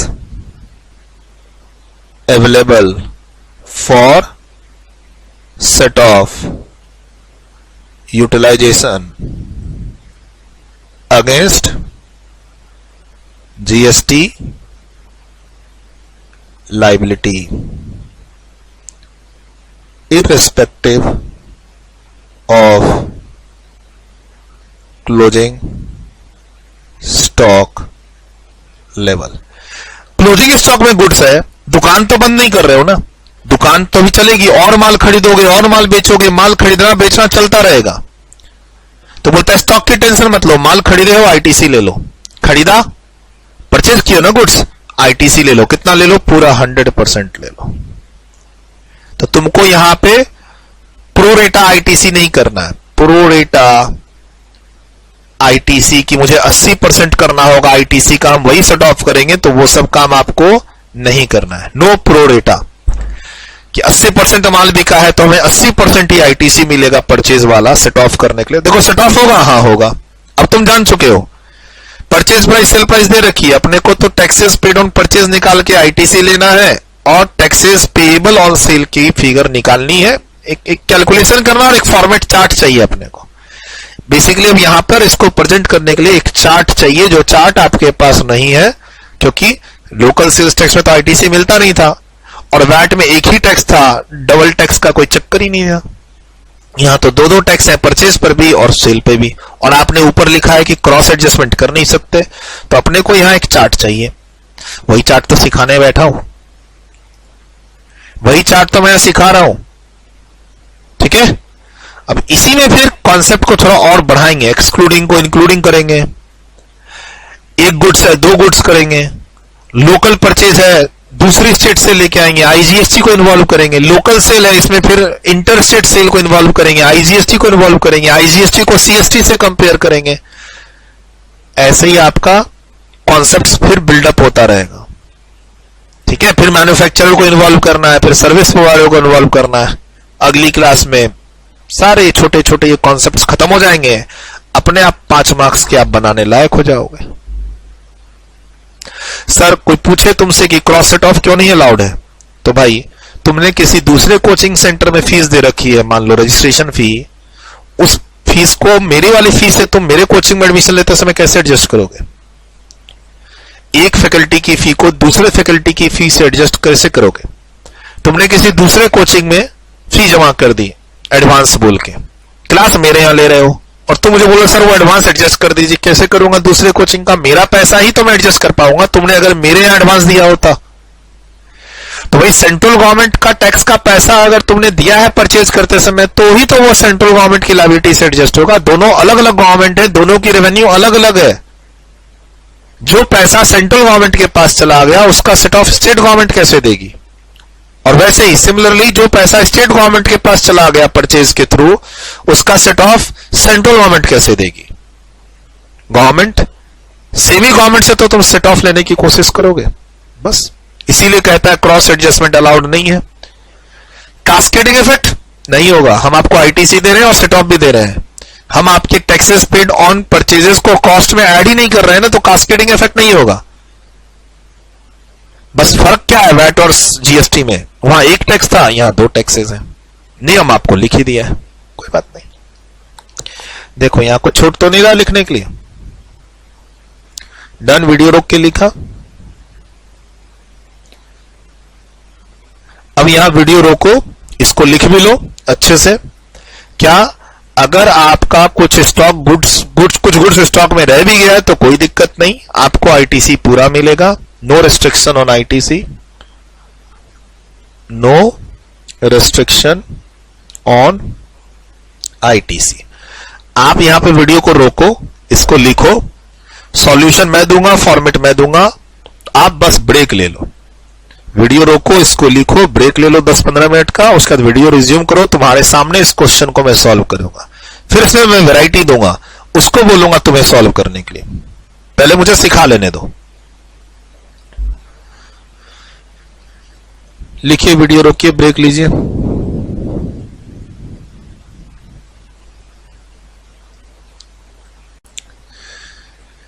चलिए, आप बच्चों ने लिख लिया, राइट, ब्रेक भी ले लिया। सर कुछ नहीं करना है इसमें। अभी क्या बात हुई कि अगर ब्रेक से पहले क्या बात हुई थी कि अगर हमने 80% ही गुड्स सोल्ड किया है, अब चाहे 80% हो या 70%, उससे हमें कोई फर्क नहीं पड़ता स्टॉक कितना है कितना नहीं है।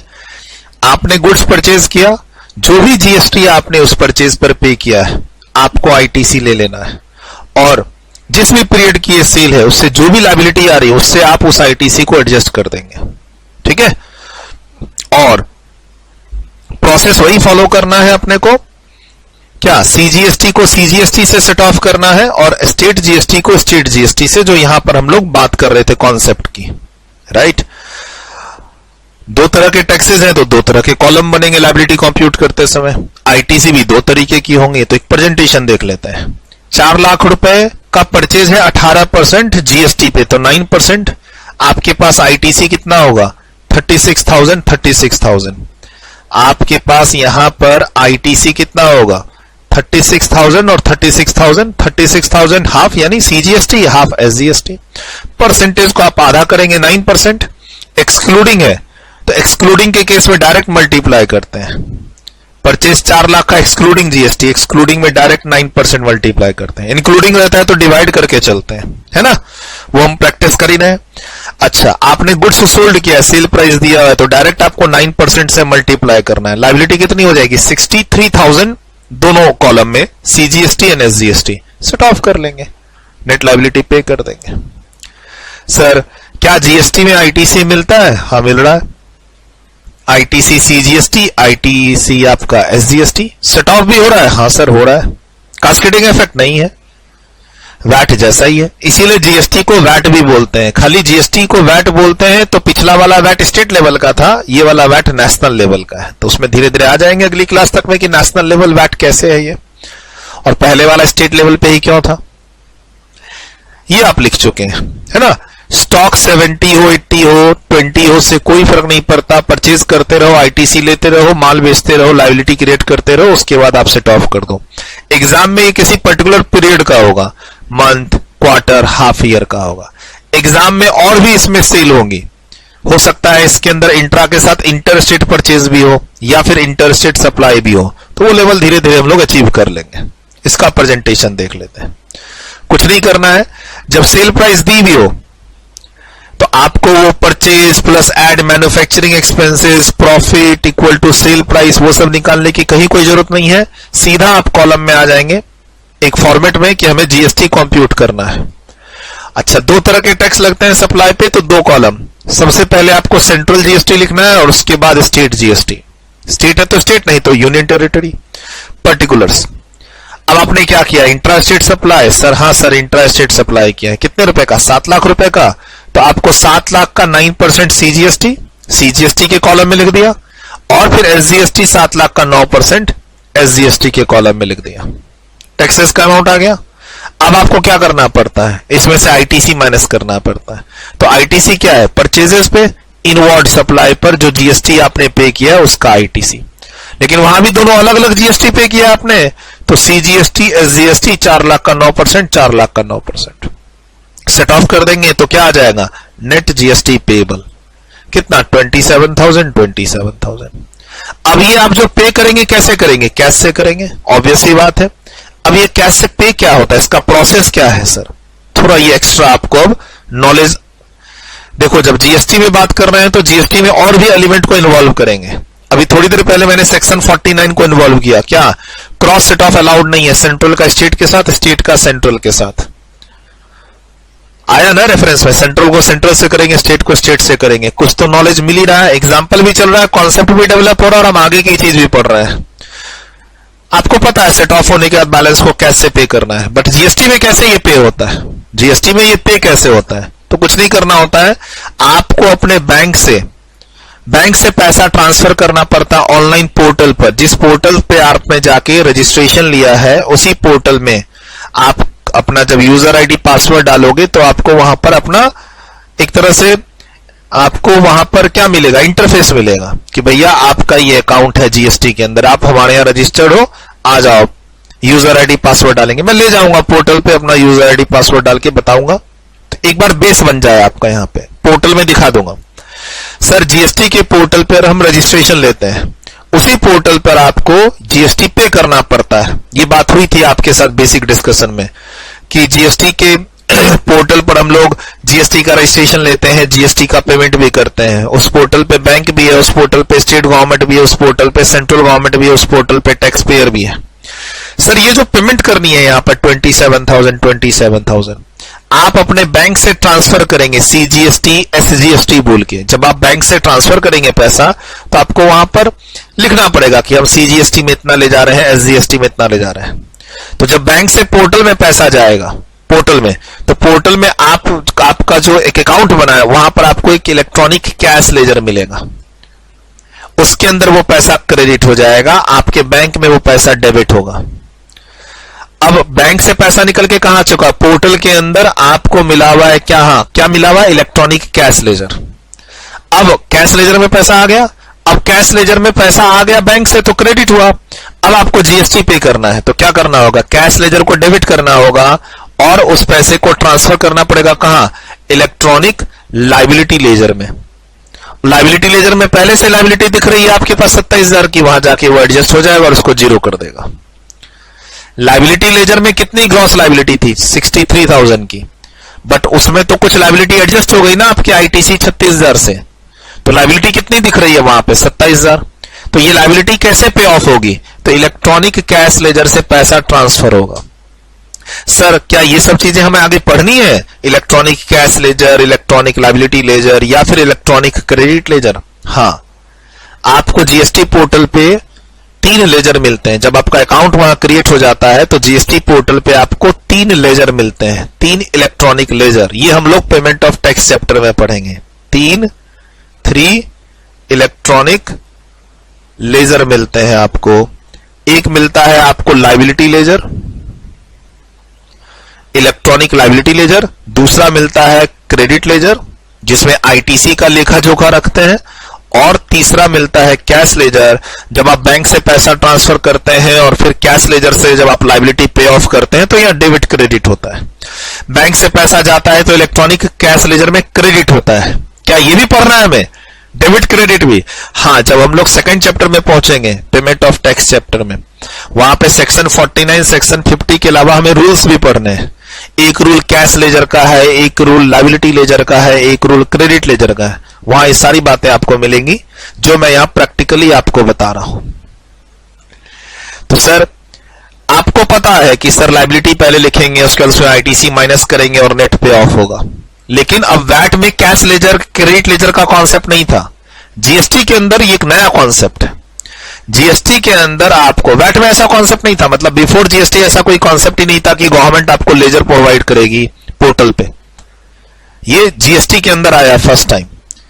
जीएसटी के अंदर फर्स्ट टाइम क्या आया, जीएसटी पोर्टल पे आपको 3 लेजर मिलेगा। Electronic liability ledger, electronic liability ledger, एक मिलेगा इलेक्ट्रॉनिक कैश लेजर, एक मिलेगा आपको electronic credit laser.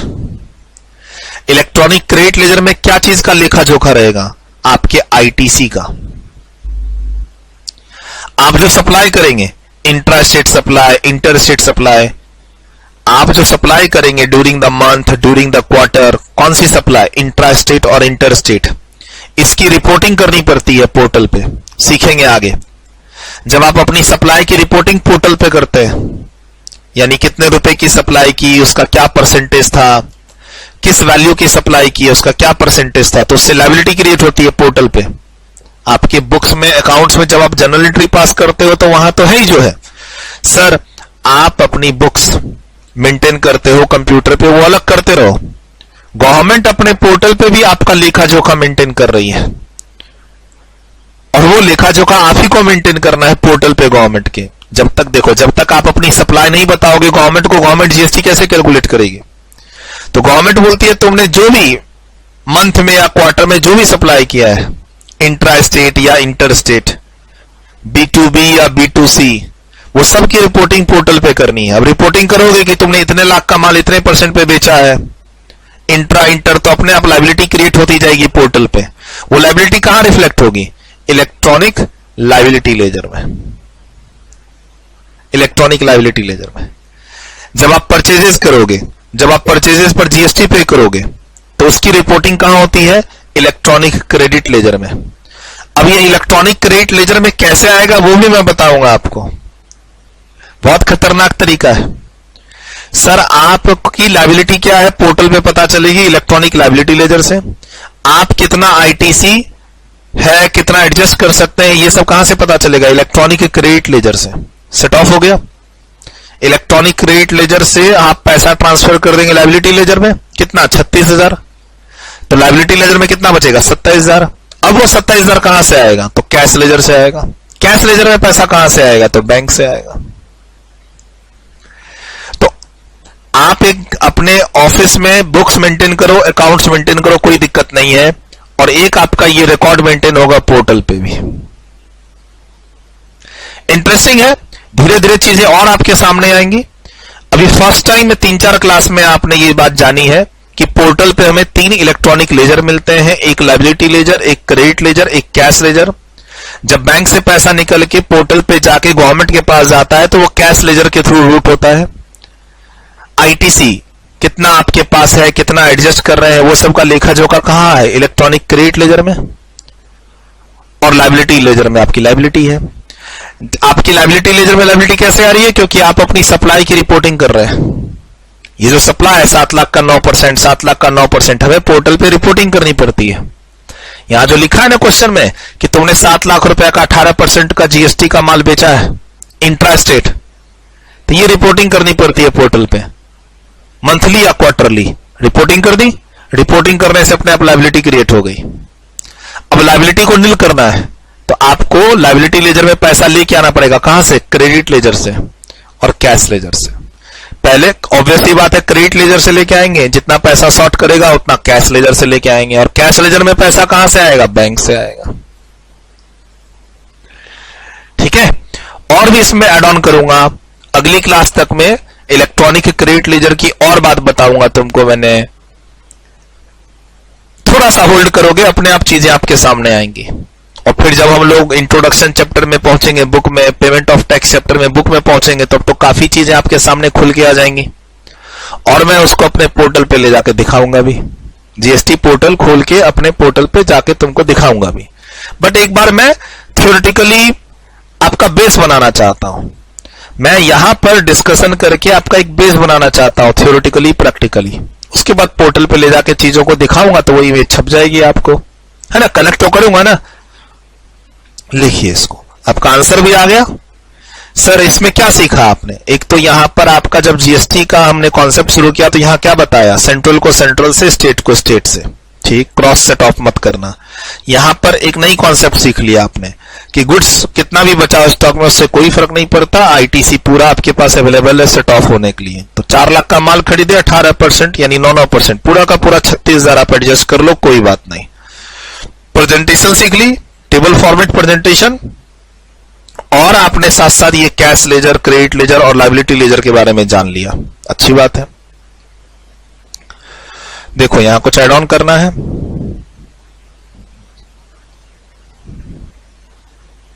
Done, video रोक के लिख लिया।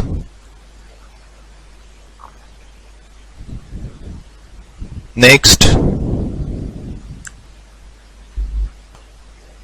डन, वीडियो रोक के लिखा। नेक्स्ट, डन, वीडियो रोक के लिखा। नेक्स्ट,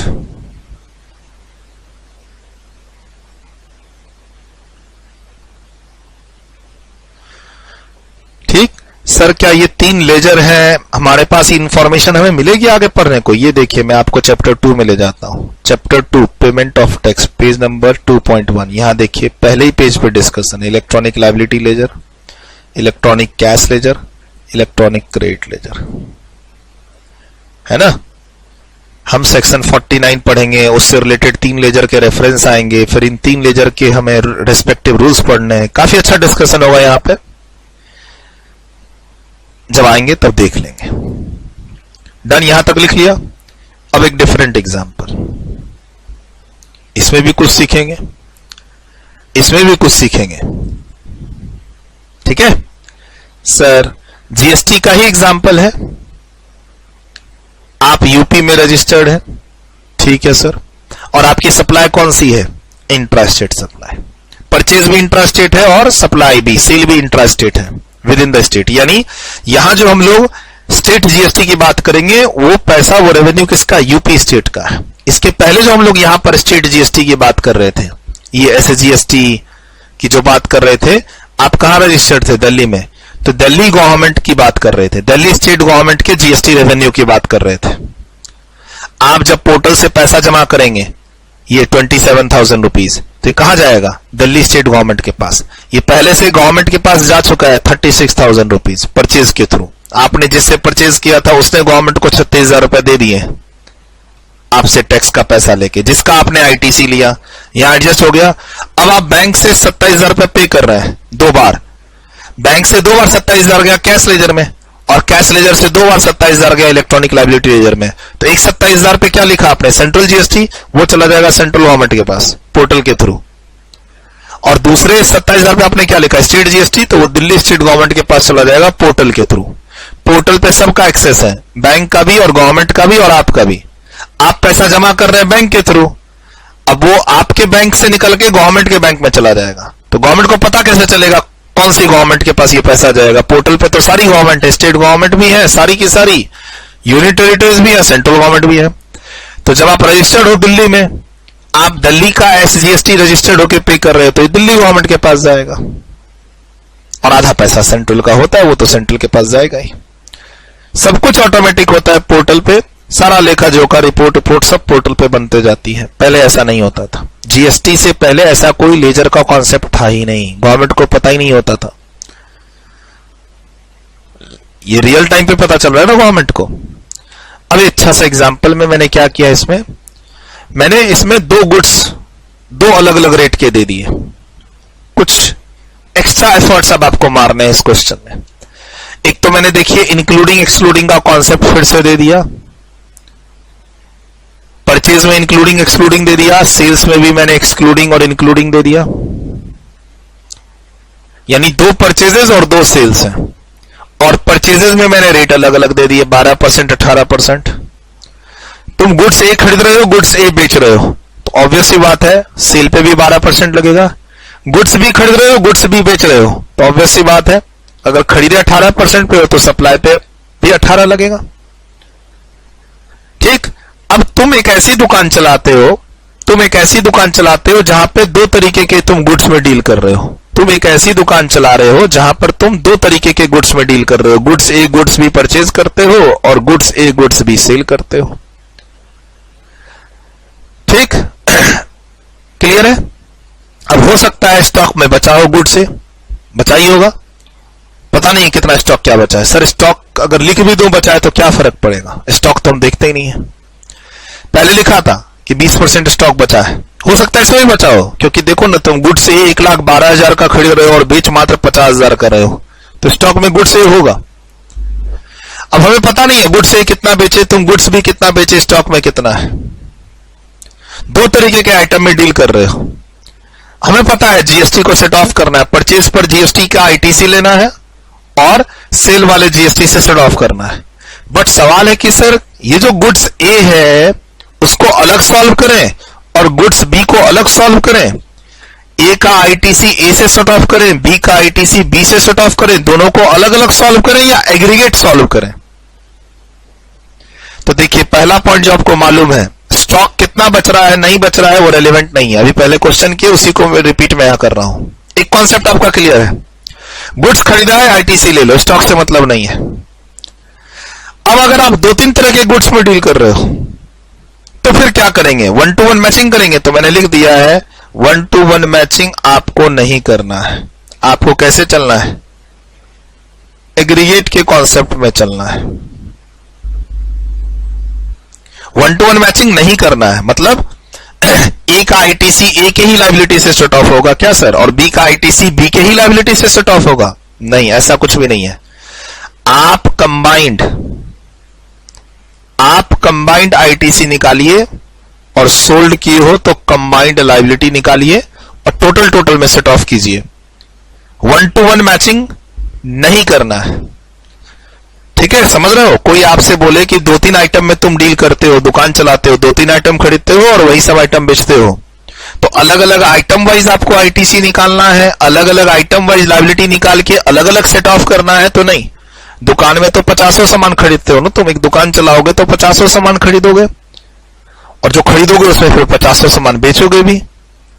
स्टॉक कितना बचा कोई मतलब नहीं, क्या बेच रहे हो क्या खरीद रहे हो कोई मतलब नहीं। जो जो खरीद रहे हो आईटीसी लेते चले जाओ, जो जो बेच रहे हो लायबिलिटी निकालते जाओ। किसी का भी जीएसटी आईटीसी, किसी का भी आईटीसी तुम किसी के भी जीएसटी से सेट ऑफ कर दो।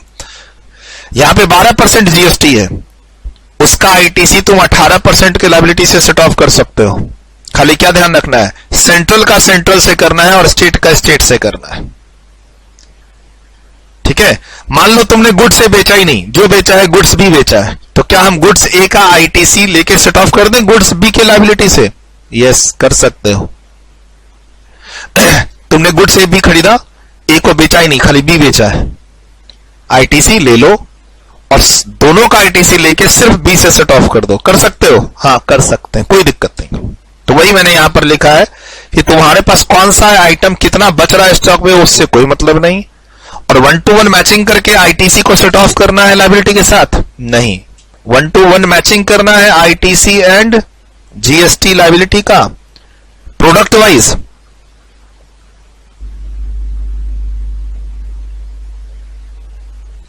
द आंसर इज नो, नहीं करना है। एग्रीगेट खेलेंगे, टोटल लायबिलिटी निकालेंगे और टोटल आईटीसी देखेंगे। ठीक, क्लियर? क्लियर है ये फंडा इस एग्जांपल में? अच्छा एग्जांपल है। अब क्या होता है ना, एग्जांपल रिपीट करने से प्रैक्टिस भी हो जा रही है और हर एग्जांपल में नई चीजें सीख रहे हैं, हर एग्जांपल में नई चीजें सीख रहे हैं। अब इंक्लूडिंग का फंडा यहां पे, सर इंक्लूडिंग में जीएसटी को कैसे निकालोगे? जीएसटी तो दो तरीके के होते हैं, सीजीएसटी एंड एसजीएसटी। वैट में तो सिंपल फॉर्मूला था, यहां कैसे निकालोगे? तो सर कुछ नहीं करेंगे, सीजीएसटी का टैक्स निकालने के लिए इसमें क्या करेंगे, 1,12,000 डिवाइड बाय 100 प्लस 12 तो करेंगे, लेकिन सीजीएसटी का रेट 6% है तो 6 से मल्टीप्लाई करेंगे तो वो अपने आप 6,000 बाहर आ जाएगा। ऐसे ही इसके अंदर एसजीएसटी निकालने के लिए क्या करेंगे, 1,12,000 इंक्लूडिंग जीएसटी है, जीएसटी का रेट कितना है 12%, लेकिन एसजीएसटी का रेट कितना है 6%, तो 6 से मल्टीप्लाई करेंगे 6,000 बाहर आ जाएगा। ऐसे ही 590 से अगर मुझे सेंट्रल जीएसटी बाहर करना है तो क्या करेंगे, 590 डिवाइड बाय 100 प्लस 18। सर 590 में दोनों टैक्स है ना, सीजीएसटी प्लस एसजीएसटी, तो 18% से डिवाइड, मतलब 100 प्लस 18 से डिवाइड, और मल्टीप्लाई करते समय 9 से। जैसे ही 9 करेंगे अपने आप 45,000 इसमें से बाहर आ जाएगा। वैट में क्या करते थे, वैट रेट 10% है तो 110 से डिवाइड करके 10 से मल्टीप्लाई कर देते थे। लेकिन अब यहां पे 12% में तुमको पता है सीजीएसटी एसजीएसटी आधा आधा अलग करना है, तो कैसे करेंगे, डिवाइड 112 से करो, मल्टीप्लाई 6 से। अब यहां इंक्लूडिंग 18% है तो डिवाइड 118 से, मल्टीप्लाई 9 से, ठीक है। और एक्सक्लूडिंग में क्या करते हैं, डायरेक्ट मल्टीप्लाई। एक्सक्लूडिंग में तो 3 लाख का 18% से आपको आईटीसी आ जाएगा, 18% मतलब 9% एंड 3 लाख का 9% से डायरेक्ट आईटीसी आ जाएगा। और यहां पर तुम्हारा 50,000 का 6% और 50,000 का 6% से तुम्हारा डायरेक्ट लायबिलिटी आ जाएगा। अब इसका फॉर्मेट देख लेते हैं, लिख लो साइड में, छोटी छोटी बात लिख लो कि 1,12,000 से टैक्स का फिगर कैसे निकलेगा। वैसे मैं आगे समझा भी रहा हूं, आपको लिखना है, लिख लो। सर जी आज की क्लास खत्म होने के बाद दिल से थोड़ा रिवीजन कर लीजिएगा, मन लगा के। अब ऐसा नहीं है, GST basic of GST lecture 1 में जो रिवीजन करने में मान लो आपको आधा घंटा लगा होगा, तो अब आधा घंटा में रिवीजन हो जाएगा, नहीं। रिवीजन करते समय ठंडे दिमाग से पानी वानी पी के कैलकुलेटर साथ में रखते हुए रिवीजन करना है आपको अपने क्लास नोट्स से। ये सारे अमाउंट को रिवाइज करना है, कौन सा अमाउंट कौन सा परसेंटेज कैसे आ रहा है। आज क्लास देख ली, 5 दिन के बाद रिवीजन करोगे सब भूल जाओगे, फिर से दोबारा क्लास देखनी पड़ेगी, टाइम बर्बाद होगा। आज क्लास ली है, कल तक क्लास नोट से रिवाइज कर लेना, कौन सी फिगर कौन सा अमाउंट कौन सा फॉर्मूला कैसे सर लगा रहे हैं। कोई डाउट हो पूछ लेना। और मैं एक ही चीज को क्लास के अंदर 2-2 3-3 बार बता रहा हूं। पिछली क्लास में कोई डाउट होगा, आज क्लियर हो गया होगा। आज की क्लास में कोई डाउट होगा, ब्रेक से पहले, ब्रेक के बाद क्लियर हो गया होगा।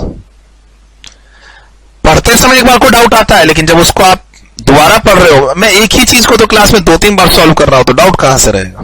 मान लो पिछली क्लास में कोई लोकल सेल्स टैक्स को लेकर डाउट होगा, आज वो ब्रेक से पहले में क्लियर हो गया होगा।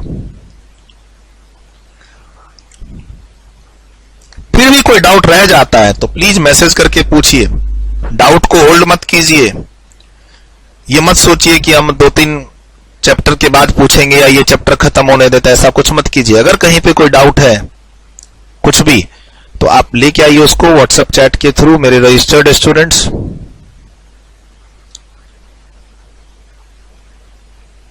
डन, वीडियो रोक के लिखा। 1-to-1 मैचिंग नहीं करेंगे, गुड्स ए का गुड्स ए के साथ, गुड्स बी का गुड्स बी के साथ, ऐसा कुछ नहीं करेंगे। और इस क्वेश्चन में लिखा रहता गुड्स ए का 50% स्टॉक अभी भी है, तो उससे कोई फर्क नहीं पड़ता। अगर हम यहां लिख देते 50% गुड्स ए अभी भी स्टॉक में है, तो उससे आईटीसी और उससे जीएसटी लायबिलिटी पे कोई इंपैक्ट नहीं आता।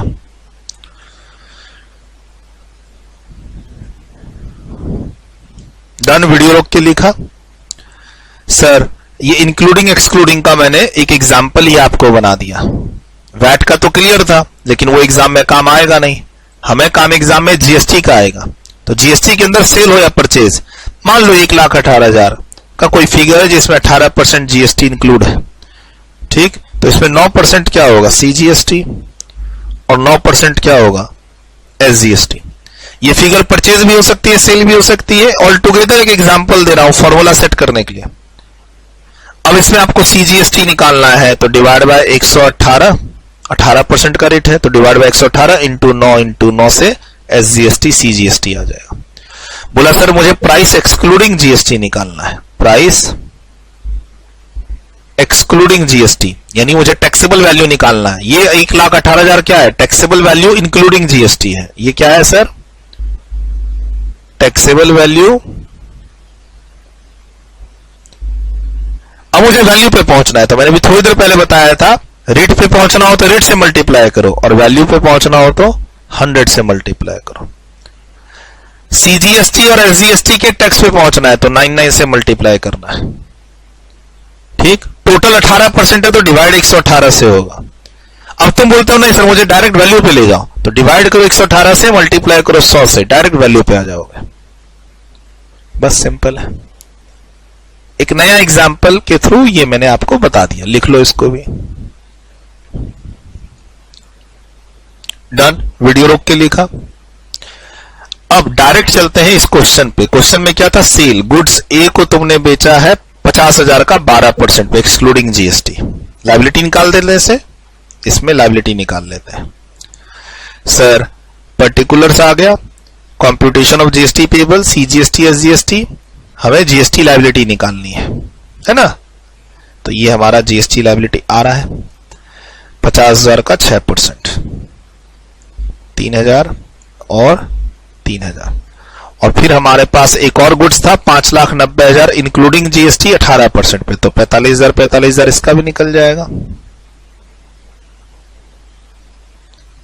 फिर हम इन दोनों को जोड़ देंगे 48,000। सर इसकी रिपोर्टिंग होती है पोर्टल पे, रिपोर्टिंग एट जीएसटी पोर्टल। किस फॉर्म में इसकी रिपोर्टिंग होती है? वो फॉर्म नंबर है GSTR 1। कौन से सेक्शन में हम लोग पढ़ेंगे? सेक्शन 37। कहां पढ़ेंगे सर? आगे आपके सिलेबस में रिटर्न चैप्टर आएगा। रिटर्न चैप्टर GSTR 1 को बोलते हैं statement of outward supply. Statement of outward supply. Outward supply यानी सेल। अब वो सप्लाई इंट्रा स्टेट है, गुड्स ए है, गुड्स बी है, या इंटर स्टेट है, उन सब की रिपोर्टिंग जाती है GSTR 1 में। GSTR 1 एक फॉर्म का नाम है जो हम लोग रिटर्न चैप्टर में जब जाएंगे तो पढ़ेंगे with the help of section 37।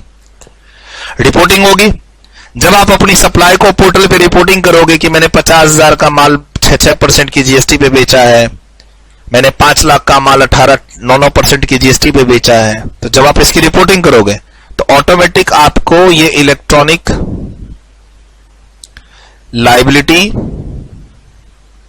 Laser में रिफ्लेक्ट हो जाएगा कि भैया आपकी लायबिलिटी कितनी बन रही है? 48,000 की। 50,000 का 6%, 3,000 और आपका 5 लाख पर 18%। जब रिवर्स फॉर्मूला लगाओगे तो 90 का आधा 45। टैक्स आ गया टोटल। अब आपने परचेजेस किए हैं। परचेजेस कितने किए हैं सर? 1,12,000 रुपए का आपका इंक्लूडिंग जीएसटी था, 6,000 निकाल लिए थे हम लोग। तो सर 6,000 यहां माइनस, और सर ये आईटीसी अब किस लायबिलिटी से एडजस्ट हो रहा है? देखो ना, गुड्स ए की लायबिलिटी मात्र 3,000 है और उससे रिलेटेड आईटीसी कितना है? 6,000। तो पक्का ये बी की लायबिलिटी से भी एडजस्ट हो रहा है। होने दो, कोई दिक्कत नहीं है, 1 to 1 मैचिंग करते ही नहीं है। टोटल लायबिलिटी से टोटल आईटीसी माइनस करते रहो। अब 3 लाख का माल आपका 9% दुना 18% पे, 3 लाख का परचेज भी था एक्सक्लूडिंग, डायरेक्ट मल्टीप्लाई करेंगे 27,000 आएगा। 27 और 27 33,000।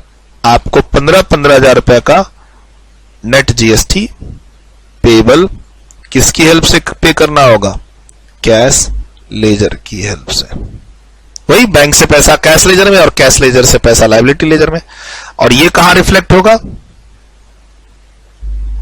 Reflected in electronic credit laser. आपके क्रेडिट लेजर में ये पैसा दिखेगा। ये एक तरह से कौन सी सप्लाई है मालूम है? B2B सप्लाई है। तभी तो तुम आईटीसी ले रहे हो, तुम जीएसटी में रजिस्टर्ड हो, और तुमने जो सामान खरीदा है, खरीदते समय तुमने जीएसटी पे किया है, यानी सामने वाला जिसने तुम्हें माल बेचा है वो भी जीएसटी में रजिस्टर्ड है। सर सामने वाला जीएसटी में रजिस्टर्ड है, तुम भी जीएसटी में रजिस्टर्ड हो, तभी तो तुम आईटीसी ले पाओगे, वरना ले ही नहीं पाओगे।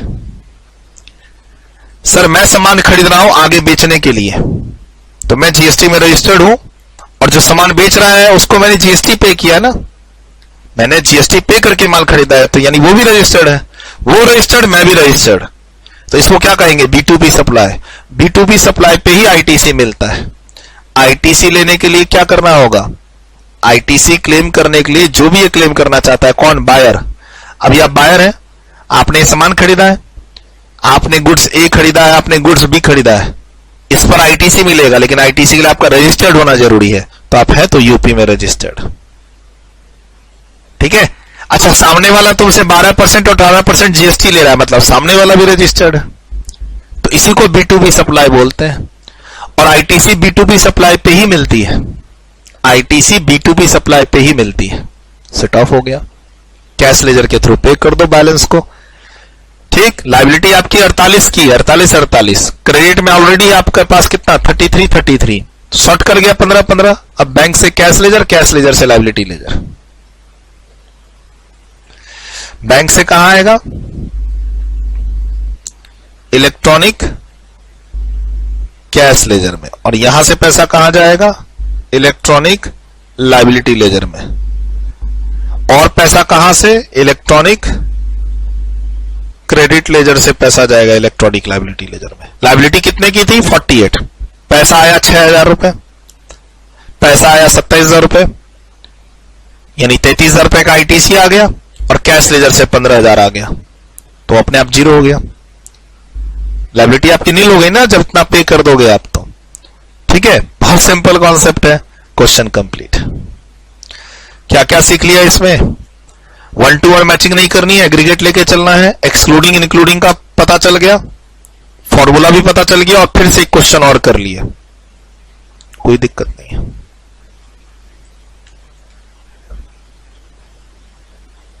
ये लिख लिए थे शायद वीडियो रोक के, है ना, ये भी वीडियो रोक के लिख लिए थे, इसको लिखिए। डन, वीडियो रोक के लिखा, डन, वीडियो रोक के लिखा। नेक्स्ट, इसको अच्छे से लिखिए लेफ्ट वाली इंफॉर्मेशन को। सर, रजिस्टर्ड पर्सन जिसके पास जीएसटीआईएन नंबर है, उसको अपने सप्लाई की रिपोर्टिंग चाहे इंट्रा हो या इंटर पोर्टल पे करनी पड़ती है with the help of GSTR form number 1। GST form है ये, फॉर्म जीएसटीआर 1। सेक्शन 37 में इसका रेफरेंस आता है, जो हम लोग रिटर्न चैप्टर में पढ़ेंगे। जीएसटीआर 1 को क्या बोलते हैं, स्टेटमेंट ऑफ आउटवर्ड सप्लाई। जब आप रिपोर्टिंग करते हो कितना माल कितने % वाला बेचा है, तो उसी से तुम्हारी लाइबिलिटी क्रिएट होती है पोर्टल पे। लाइबिलिटी क्रिएट हो गई 48, जिसको हम लोग पे करेंगे with the help of electronic credit laser, with the help of electronic cash laser.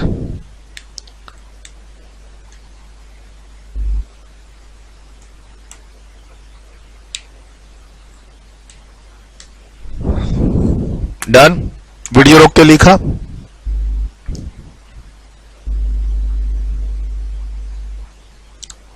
Done, video रोक के लिखा। नेक्स्ट, डन, वीडियो रोक के लिखा। Next, sir, input tax credit के लिए क्या करना होगा, सप्लायर को भी रजिस्टर्ड होना पड़ेगा और रेसिपिएंट भी रजिस्टर्ड होगा, तभी रेसिपिएंट को इनपुट टैक्स क्रेडिट मिलेगा, और दोनों लोग रजिस्टर्ड होंगे तो उसी सप्लाई को तो B2B सप्लाई बोलते हैं।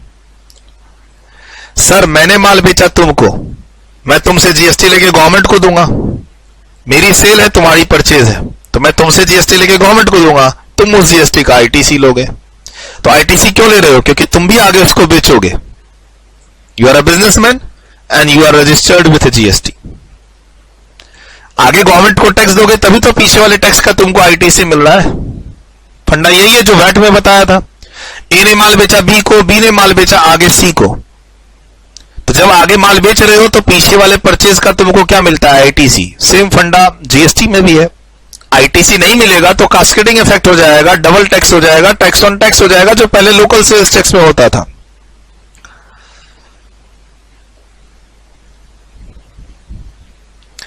इंक्लूडिंग था, गुड्स ए जो परचेज हुआ था हमारा इंक्लूडिंग था, इसलिए फॉर्मूला लग गया। और गुड्स बी का परचेज एक्सक्लूडिंग में डायरेक्ट मल्टीप्लाई करेंगे।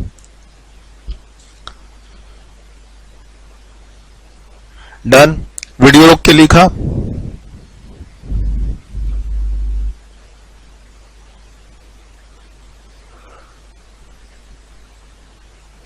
छूट तो नहीं रहा कुछ यहां पे। डन, नेक्स्ट,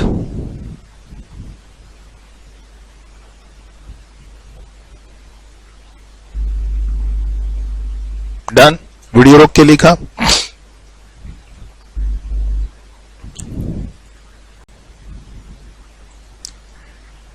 आज की क्लास में इतना ही रखते हैं, है ना। और जो भी आज पढ़ाया है रिवाइज कर लेना। अगली क्लास में और भी कॉन्सेप्ट्स को इसमें मर्ज करेंगे। अगली क्लास में आईजीएसटी को मर्ज करूंगा और उसको फिर कंपेयर भी करूंगा। Inter state purchase pre GST में क्या था, अब क्या हुआ, प्री जीएसटी में क्या कमियां थी, ड्रॉबैक थी, उसका सॉल्यूशन अब कैसे निकला। अगली सेशन जो अगला लेक्चर है वो और इंटरेस्टिंग होगा आपका। और आज काफी कुछ आपने नया पढ़ा है, प्लीज एक बार रिवाइज कर लीजिएगा अच्छे से अगली क्लास स्टार्ट करने से पहले। और डाउट जरूर पूछिएगा। रजिस्टर्ड स्टूडेंट्स, आपके पास मेरा नंबर है ही। Bye bye, take.